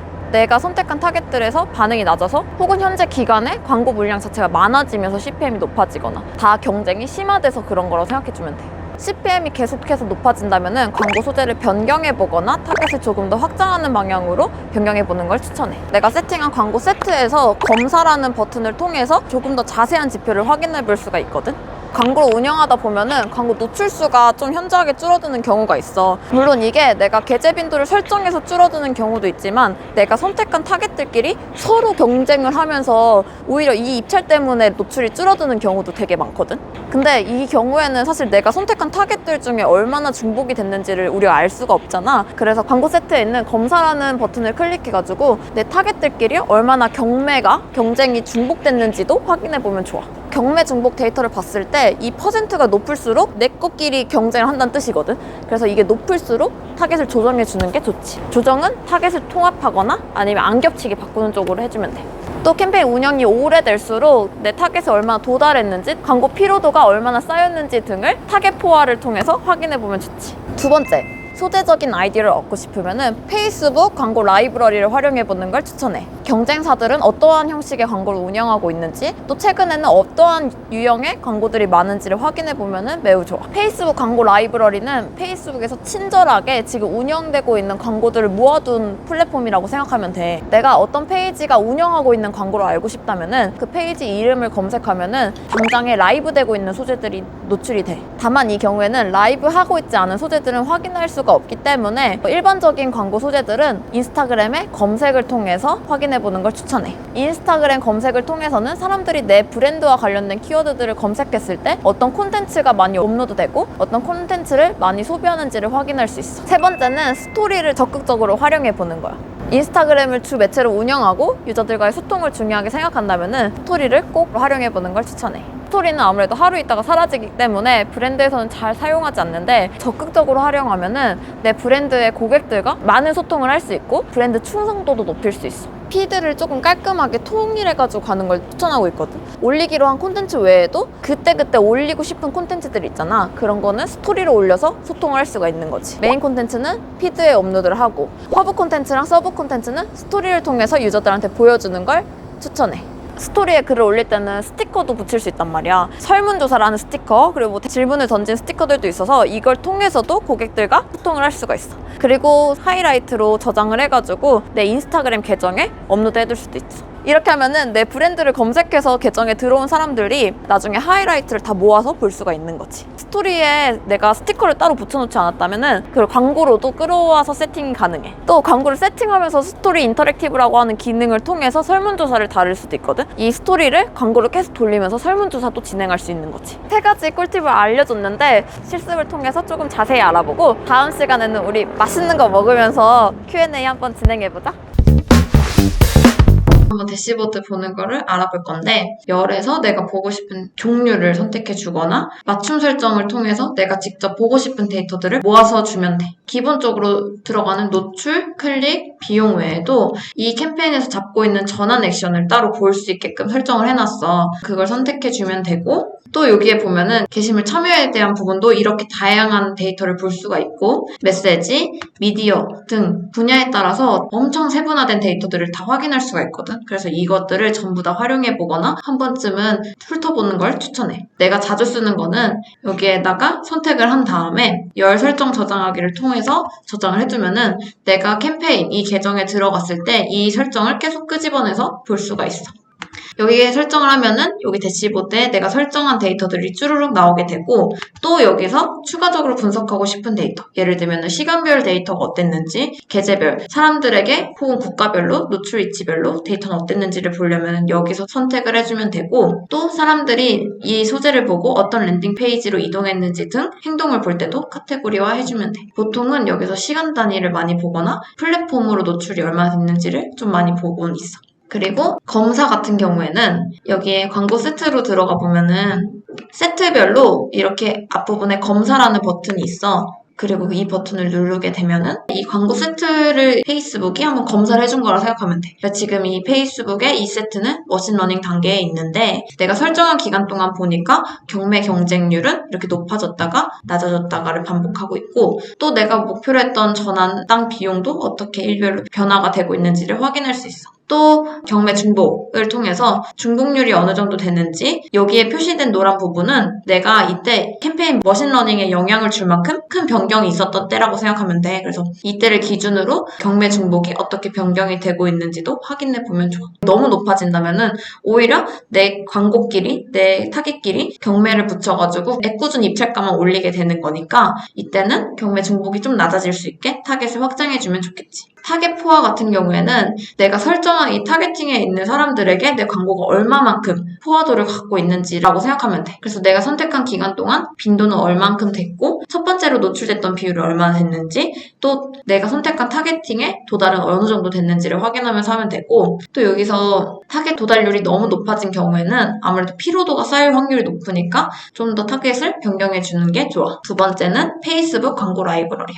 구글에 페이스북 광고 라이브러리를 쳐서 들어가면 되고 지금 라이브 되고 있는 광고들이 주로 뜨기 때문에 여기서 홀딩된 광고는 확인할 수가 없다는 단점이 있어. 광고가 노출되는 위치 선택해주고 모든 광고를 눌러준 다음에 내가 광고를 보고 싶은 페이지를 검색해주면 돼. 예를 들어 글링크 미디어라고 하면은 이렇게 광고주로 페이지가 떠. 최근에 본 광고들의 페이지나 혹은 경쟁 업체들의 페이지를 입력하면은 내가 좀 참고할 만한 소재들을 확인할 수 있을 거야. 예를 들어 내가 교육 업체라고 해보자. 그럼 교육이라는 단어가 떴을 때 나오는 페이지들도 있지만 내가 생각하는 특정 경쟁 업체가 있을 수도 있잖아. 그 경쟁 업체를 한번 넣어주면 돼.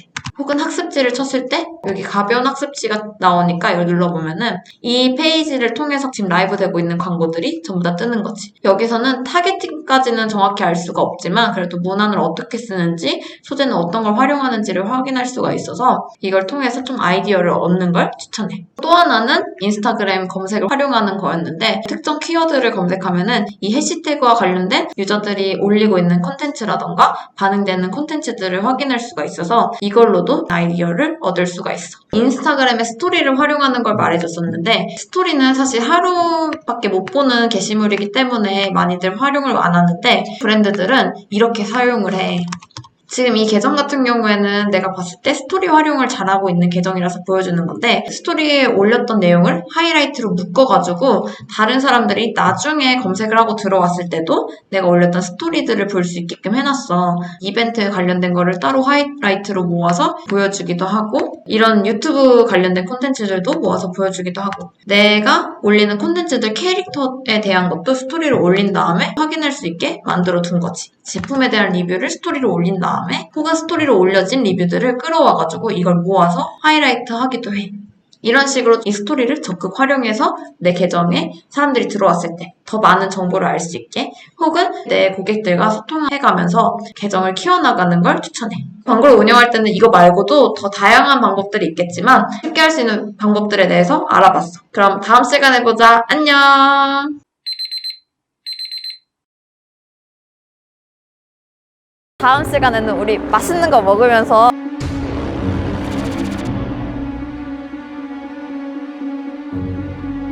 인트로야. 인트로 이제 없어. 먹을 거 어디였어? 먹을 거 어디? 안녕 디마 친구들, 그동안 잘 지냈어? 벌써 1년이란 시간이 지났어. 다들 한 살씩 잘 먹었지?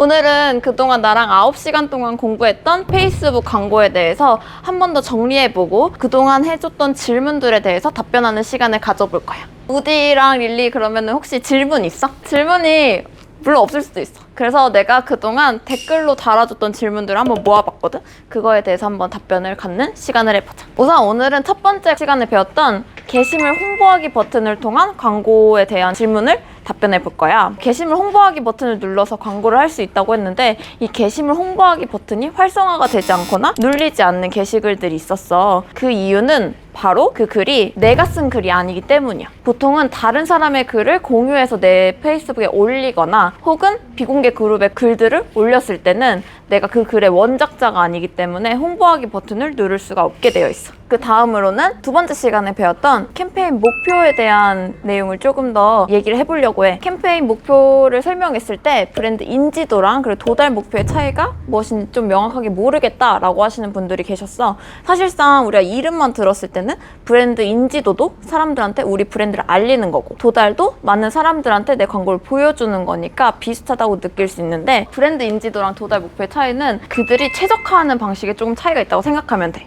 브랜드 인지도 같은 경우에는 한 사람한테 2번 혹은 3번, 많으면 4번까지도 내 광고를 보여주고 그들이 다음에 내 광고나 혹은 내 브랜드를 들었을 때 이 광고를 기억할 수 있게끔 하는 목표로 최적화가 된다고 생각하면 되고, 도달 목표 같은 경우에는 이 사람이 내 광고를 기억하기보다는 내가 무조건 이 광고를 많은 사람들한테 보여주는 거. 한 번만 보더라도 최대한 많은 사람한테 도달하는 걸 목표로 최적화되는 캠페인이라 생각하면 돼. 그리고 또 이거랑 동시에 광고 목표에 대한 질문이 굉장히 많았었어. 예를 들면은 콘텐츠를 클릭해서 스마트 스토어로 유입시키는 걸 목표로 하는데, 이때 목표를 전환으로 해야 될지 혹은 트래픽으로 해야 될지에 대한 질문이 굉장히 많았거든. 근데 스마트 스토어 같이 오픈마켓으로 낸 플랫폼을 광고할 때는 이 플랫폼에 우리가 픽셀을 심을 수가 없게 되어 있어. 그래서 아쉽게도 전환 목표로는 운영이 불가능하고 트래픽 목표로만 사용이 가능해. 또 목표 관련해서는 페이스북 메타에서도 지속적으로 업데이트가 되고 있어서 최근에는 또 우리가 배웠던 여러 가지 방식의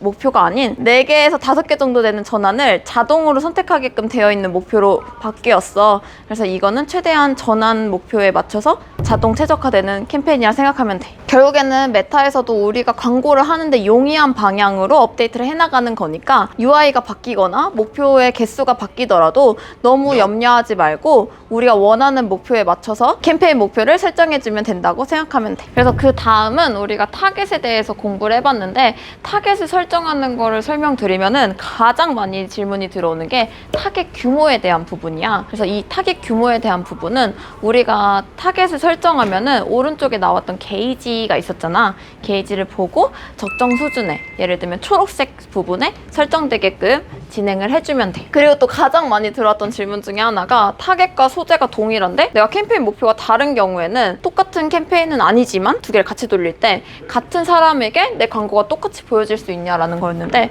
사실은 그래. 같은 사람에게 내 광고가 여러 번 보일 수 있어. 그렇지만 너무 걱정하지 않아도 되는 게, 이 광고가 같은 사람한테 보일지언정 목표에 따라 캠페인이 최적화되기 때문에 사실 캠페인 결과값은 굉장히 다르게 나타날 거야.